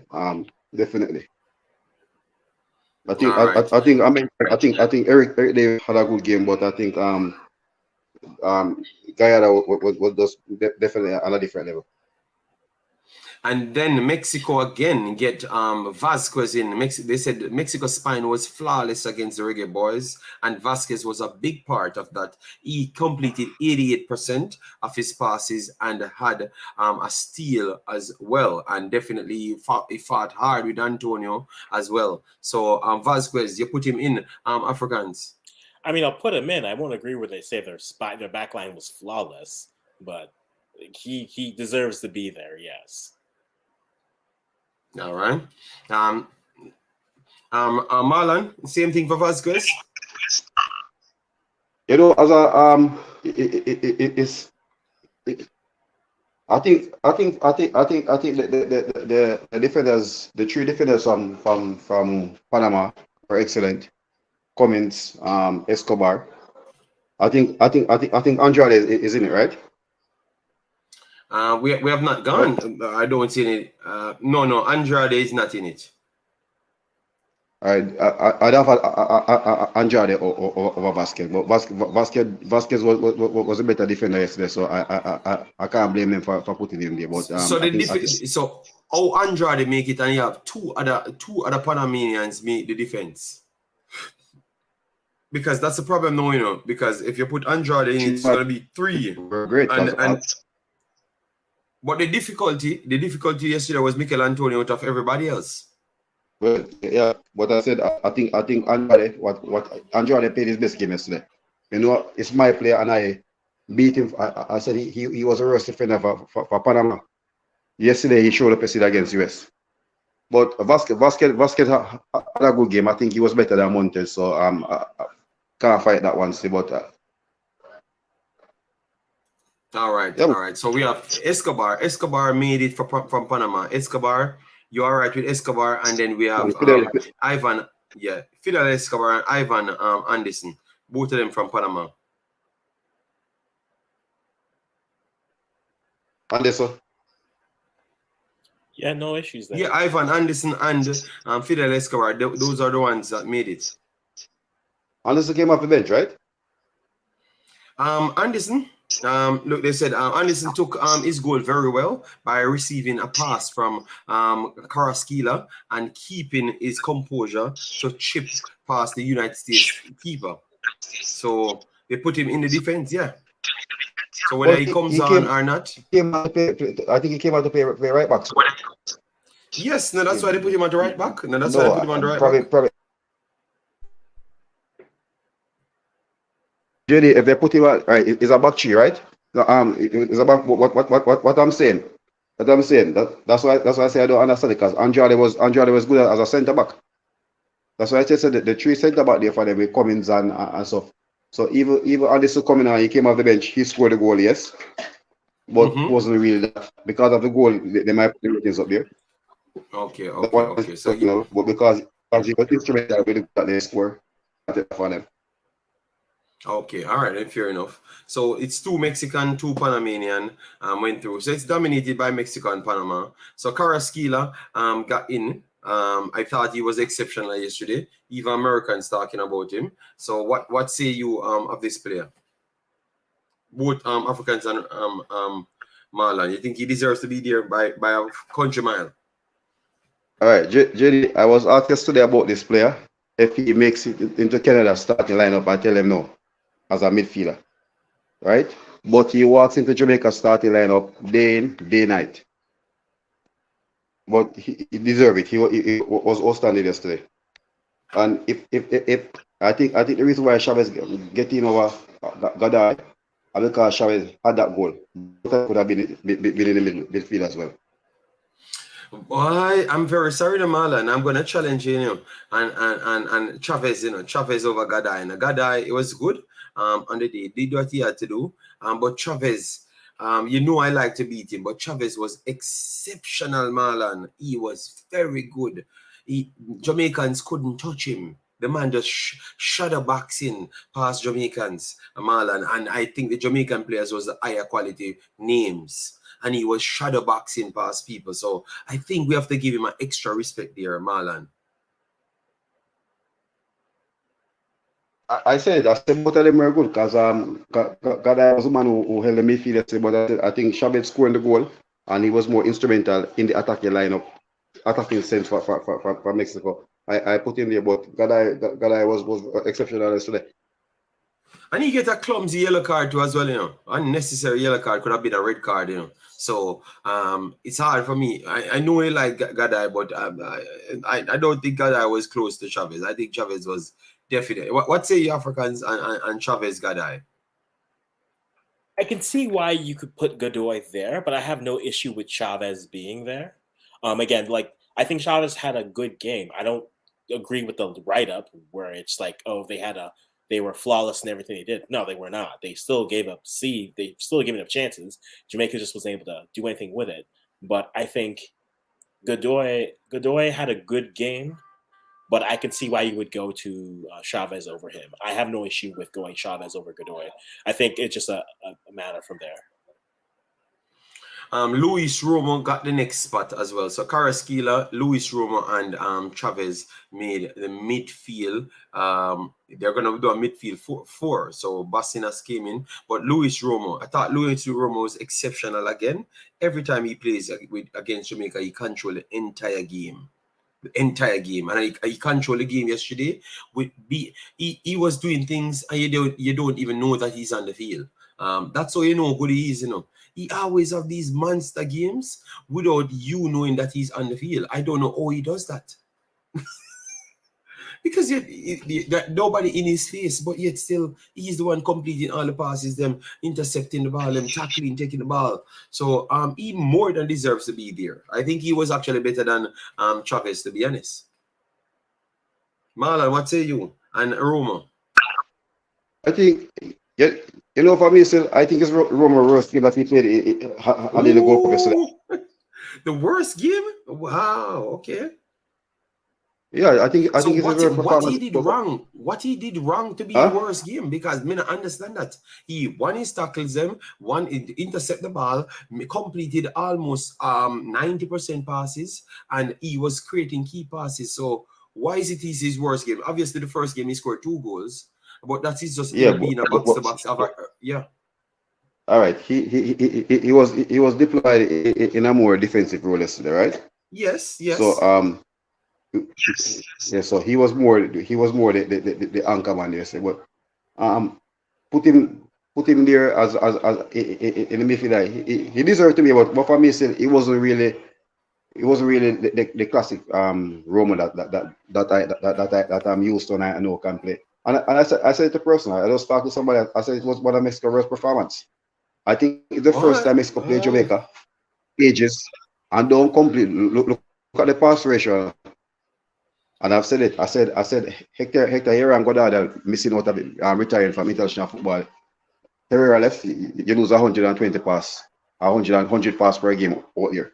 Right? You lose 130 touches, but you also lose 120 passes. And but Marlon, remember No, I was saying, remember, Yeah, man. they were focusing on breaking down Jamaica, but not necessarily dominate the passes. If they wanted to dominate the Yeah, ball, I thought that they could have dominated the ball. But through Jamaica playing faster, they that's wanted to play through their lines. that's why Mexico play a different game yesterday. Mexico didn't want to play the position-based game. Would play yesterday. It was like a back in your face game, right? They were more direct. Yes, and that's what I'm saying. So we have to assess that everything that happened in the game, and I thought that Roma Yeah, was excellent because he was the problem. Jamaica couldn't get past him, and that was the problem because every time he's picking up the ball and then treading back the passes them through. So he was the problem from deep. Obviously, he never gave it that goal threat because he's deeper, and Chavez, he can progress the ball as well. You understand me? So I thought that he had an exceptional game, like an exceptional game, and deserved to be there. To be honest, based on what you get, remember the ability of players. The ability of players is to literally go and do the job of what the coach gives you to do. And that's exactly what they gave him to do. And he was masterful in his craft going out there. So we have to give him his credit for that, Marlon. Obviously, it shows how good of a player he is because if you give him a more box-to-box role to go get forward, he's going to get forward and more likely he's going to score or assist as well because you saw him against Jamaica before. He assisted the last time as well. And he dominated the game in Jamaica, I thought he scored in Jamaica. He scored Marlon in Jamaica. He scored the last time in Jamaica as well. He dominated that game.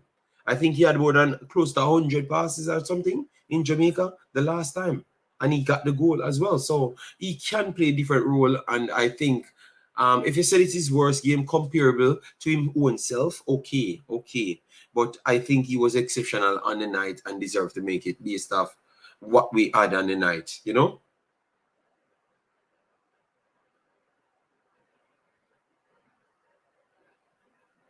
And what you have to say on that, Africans, because we have 19 more minutes to go. Just chopping up the rest of them. Jesus.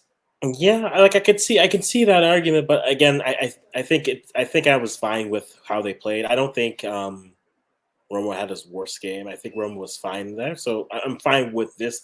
There's only really one name on this entire 11 I have an issue with, and we'll get to that later. All right, so Bassin has made it again, Marlon. Bassin has made it again, and another Panamanian in the team. What you made of that, Marlon? Let me hear Marlon will say about his Panama team. Marlon is half Panamanian, you know.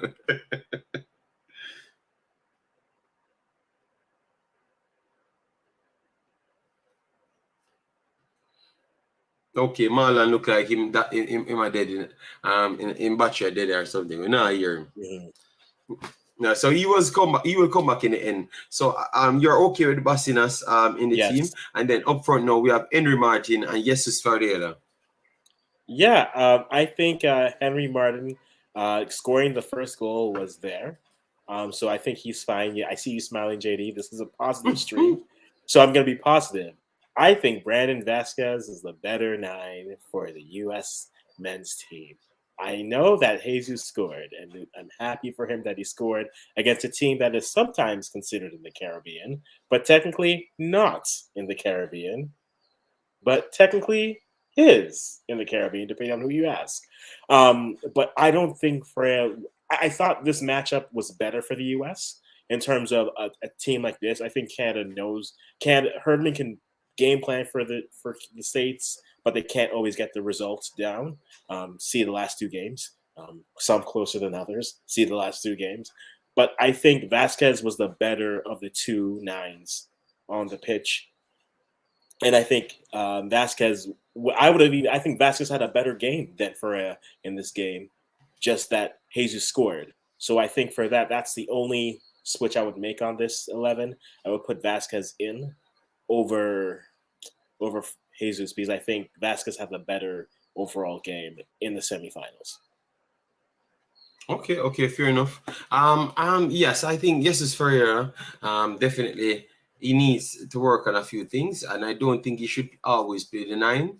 Maybe in the future, if they are their fluid wingers, he could get the 9 in, because I don't think he offers that aerial threat to really play the 9 at the highest level. People can always push him out. Think he's more deeper player, maybe a central forward or a 10. He could play, and he looks a little bit more comfortable. Even out wide, I saw him look more comfortable than playing as the lone striker. So I think they learned that the hard way, that maybe he's not the out-and-out striker that you're looking for, Yeah. Did they though, JD? And I don't think they learned. I don't think they learned. You don't think they learned? I heard people on ESPN, and it seems like they learned about it. No, see, JD, they learned, and they know. But the only thing that gives Concacaf hope, a.k.a. Greg Berhalter, is coming back. And he gives hope because he'll say, you know what, Balogun, I see that you're scoring goals in France. It's okay. Jesus scores goals in the Austin, MLS. in the MLS. I'm going to show you what he does. And we in CONCACAF say, gracias, merci, because we will take that, because he will score a goal every 11 attempts, it feels like, if you're playing a non-Caribbean team, of course, which Panama technically is, but then technically is not. So I guess that's where the goal came from. But like, I don't think Jesus is a 10. I think everyone who looks at him knows he's a 10. He's better behind an actual 9. But then how are you going to play that? If you're going to play a 4-3-3, he's not the best 10 for the U.S. because that's Reyna. That's Gio Reyna. That's your best 10. So he's not over that. And then if you're going to play him as a 9, Balogun's in front of him, in my opinion. Pepe's in front of him, in my opinion. And I'd even go as far as say I think Sargent's better than him, in my opinion.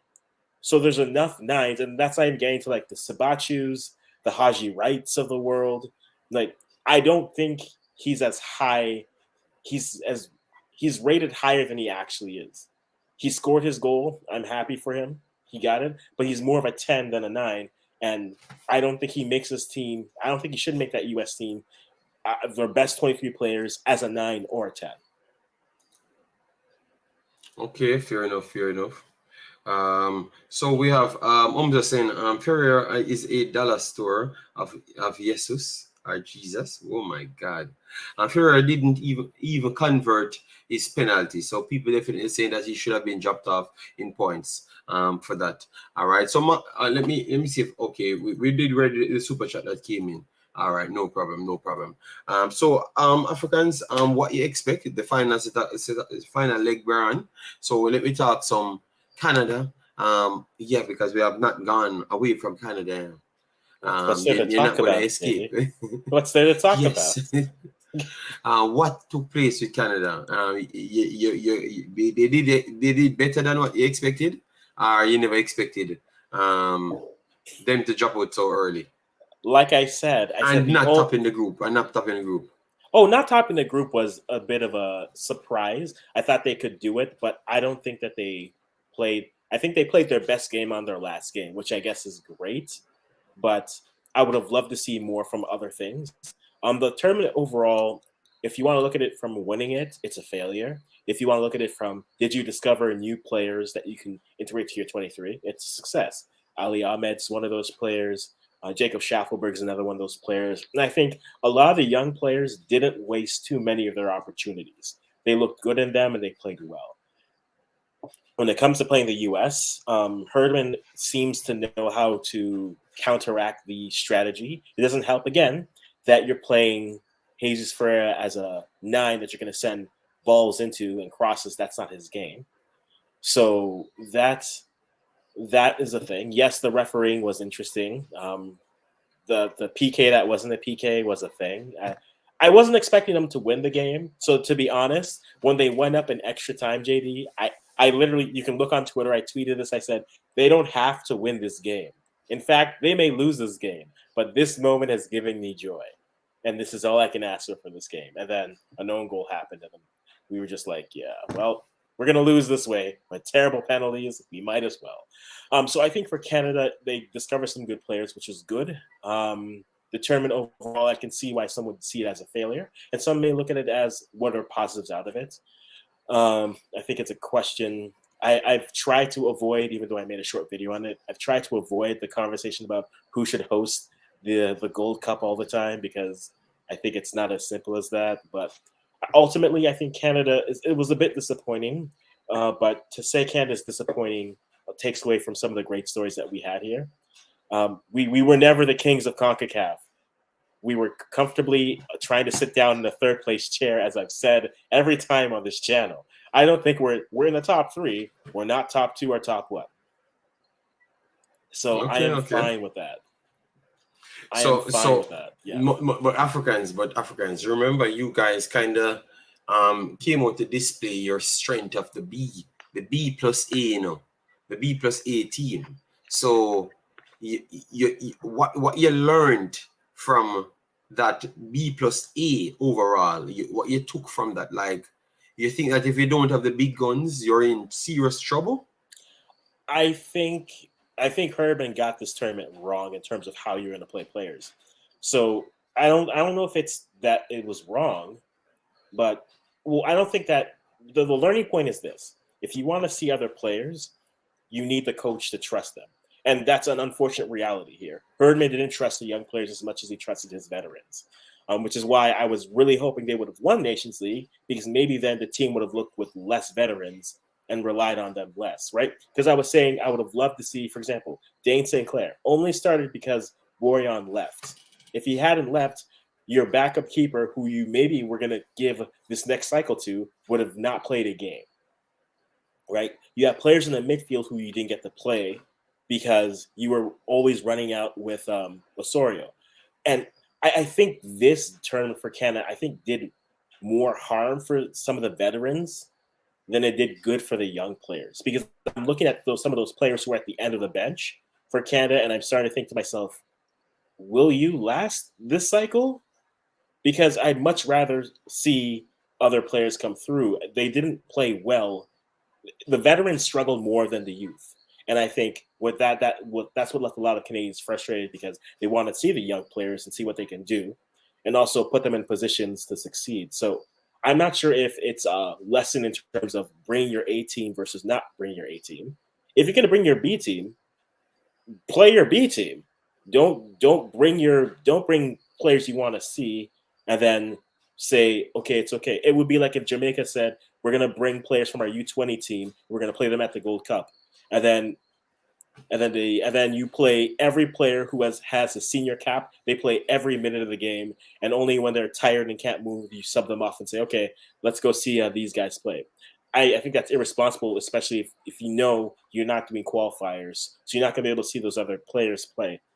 So I think in that sense, I don't know if it's necessary they should have brought the A team or not, but you have to find answers on players. And I think we have more questions for the vets that came than some positive answers that we would have got from the young players. So for me, it's a tough answer, but I think that's the takeaway for me, at least. All right. Okay. Warrior says, why USA must host Gold Cup every year? Give it to DR or Trinidad or some other countries. Well, what you get from the Africans, because you may be better equipped to answer that one. I don't want to see. I'm trying to avoid the Twitter arguments that are happening, but here's the reality: the U.S. has more stadiums that are readily available to host these types of tournaments. That's the issue. So if the U.S. and the frequency of the Gold Cup every 2 years, which is, I think, a conversation that we're missing the point when it comes to hosting. It's easier for Concacaf to say we're going to do this every 2 years. Who has facilities that are available all the time? Let's go put them in the U.S. because also it's easier to have facilities. Also, you have the diaspora there. That's 300 million people of different race, ethnicities, and things. So if you're going to try to sell a game, look at what Guatemala did, right? Guatemala did that, and it wasn't hosted there.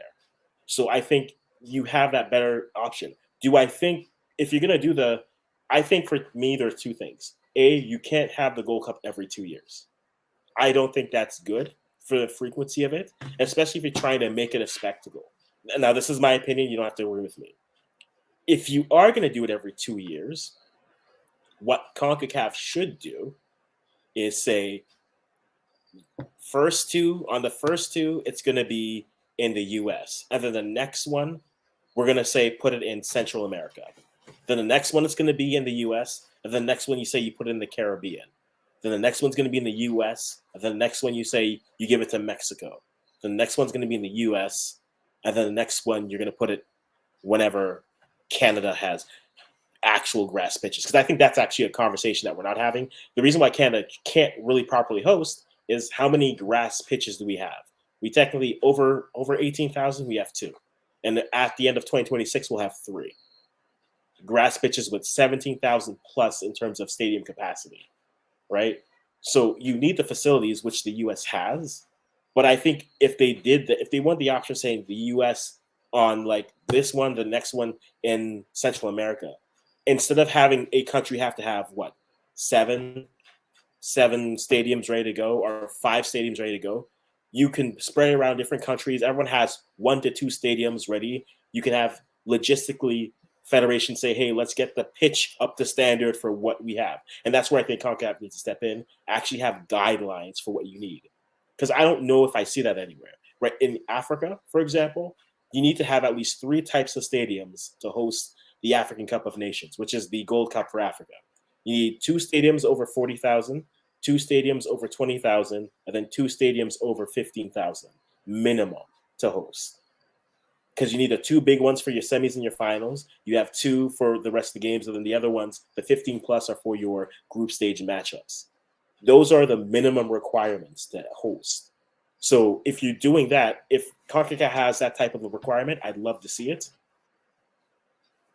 I'd say find those stadiums. If that means 3 people have it, 3 countries have it, split between all 3, I think that'd be more interesting and to spread it around, because I think there's more to offer. But the reality of the situation is the U.S. has more infrastructure set up to host it every year than anyone else.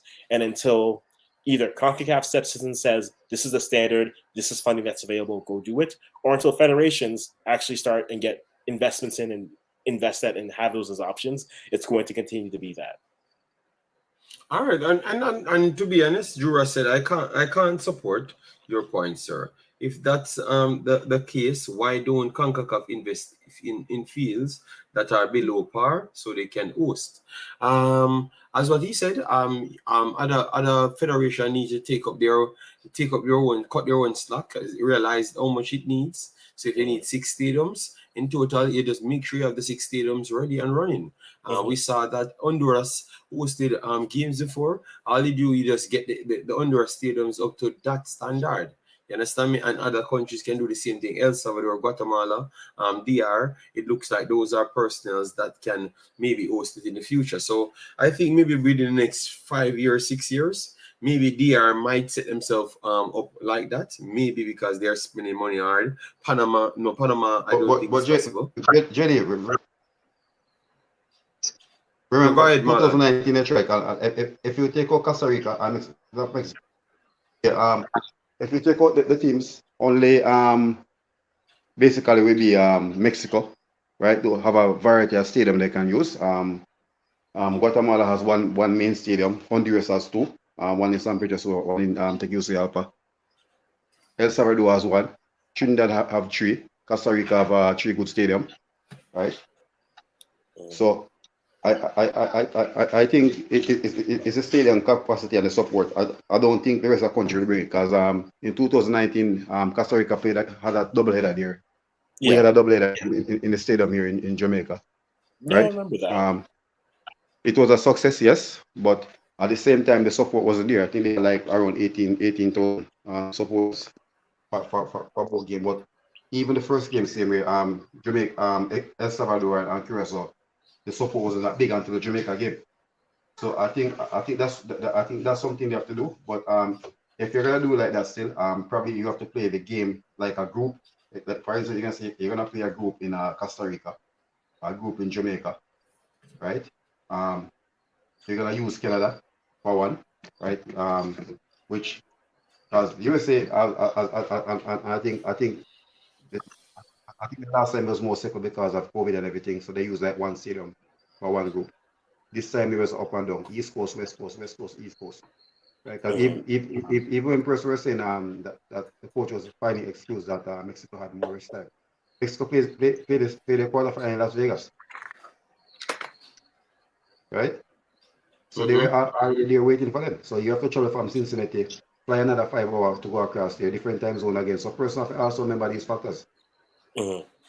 No, they're all fair factors to take into account, and I'm seeing a lot of good dialogue about this in the comment section. It is, yeah, Caribbean is a wide space. I get that, but I think the money ultimately is the thing, and you have to think about the fans. I think that's why Concacaf always goes back to the states because again, look at Guatemala, right? Guatemala was selling out their games. Every game they had was a Guatemala home match, and that was just in the states, right? Where else are you going to get that? If you do that in Jamaica, you're going to get that. I'm just using Jamaica as an example because they're there. If you do that in Canada, are you going to have that? Maybe not. But I think the States is the easier place to travel, but then also that's 300 million people that are there, right?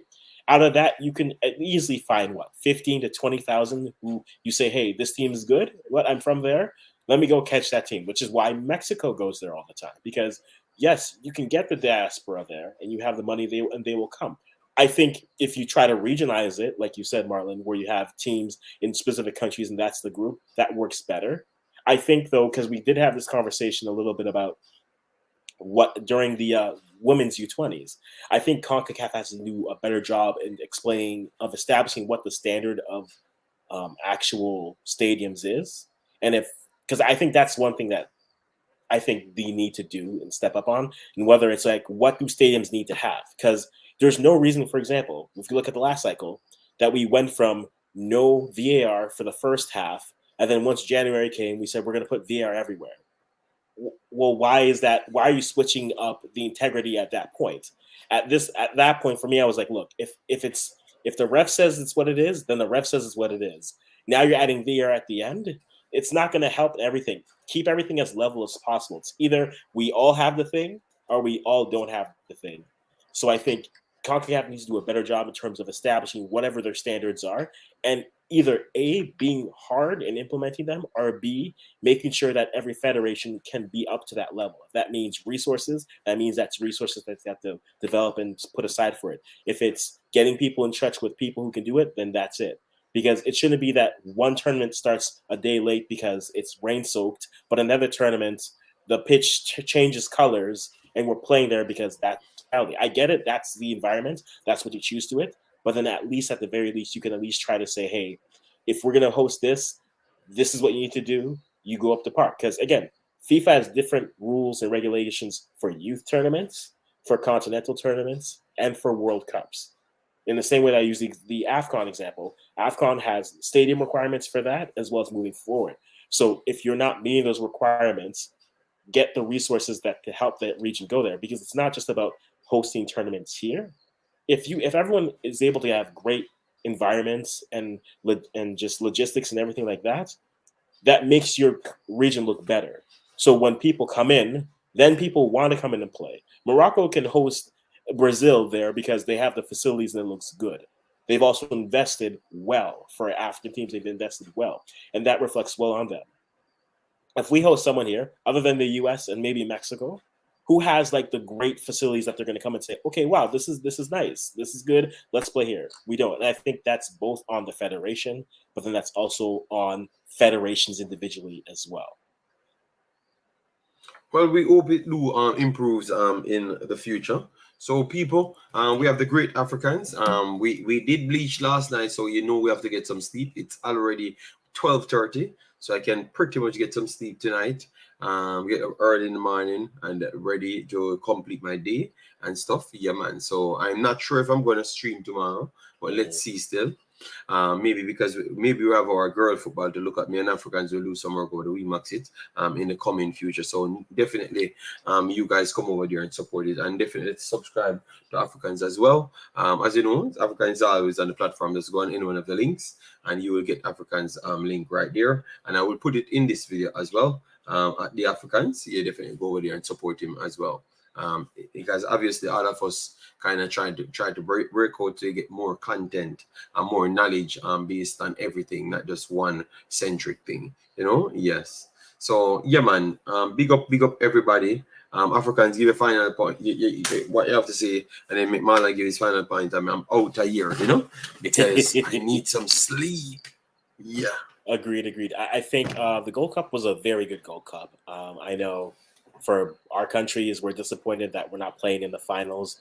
And for me, a semifinal at least. It must be nice, guys. How do semifinals feels? Let me know. I didn't experience it, but I think there's some great stories. The region is getting better. Stories like Guatemala are great. Seeing countries like Guadeloupe and Martinique be in it up until their last games just shows the depth of the region. But I think we have to continue to get better because in 4 years, we are hosting the World Cup in this region, and we want to make a good representation of ourselves. So I'm looking forward to it. The next stage is Nations League and qualifying for World Cup. As for the finals, I'm just gonna say Mexico 3, Panama 2, in a nice back and forth affair. So I think Mexico gets it done, and then the USMNT versus Mexico's games keep going. So that's my last things for it. But yeah, I'm looking forward to see how it is. And Women's World Cup is coming, so I'm excited that I can bond with other federations who are fighting with their women's national teams, because apparently that's a thing everywhere. We're trying to keep it positive. We will learn. We're keeping it positive, right. JD. Yes, and that's why we're out. So Marlon, big up yourself, big boss. I know you're a little busy today. Yes. So we are going to chop out the stream. So people, please do smash the like button. We never bother you for the like button. We never bother you for subscribing. And we realize you don't hit the like button or subscribe because we're not even past 120 likes. That tells you you don't want anything positive in your life, because we did a positive show and you never even remember to hit the like button. Well, that tells you. All right. So, but anyways, we appreciate everyone that passed through. So we could have a good conversation. Hopefully we do see some of these things come out, like the FIFA rankings and also this Nations League group. You might see more people talking about it when it gets closer, so you could get to see what we were talking about. But thanks yet again, people. Take care and have a nice one. Bye-bye.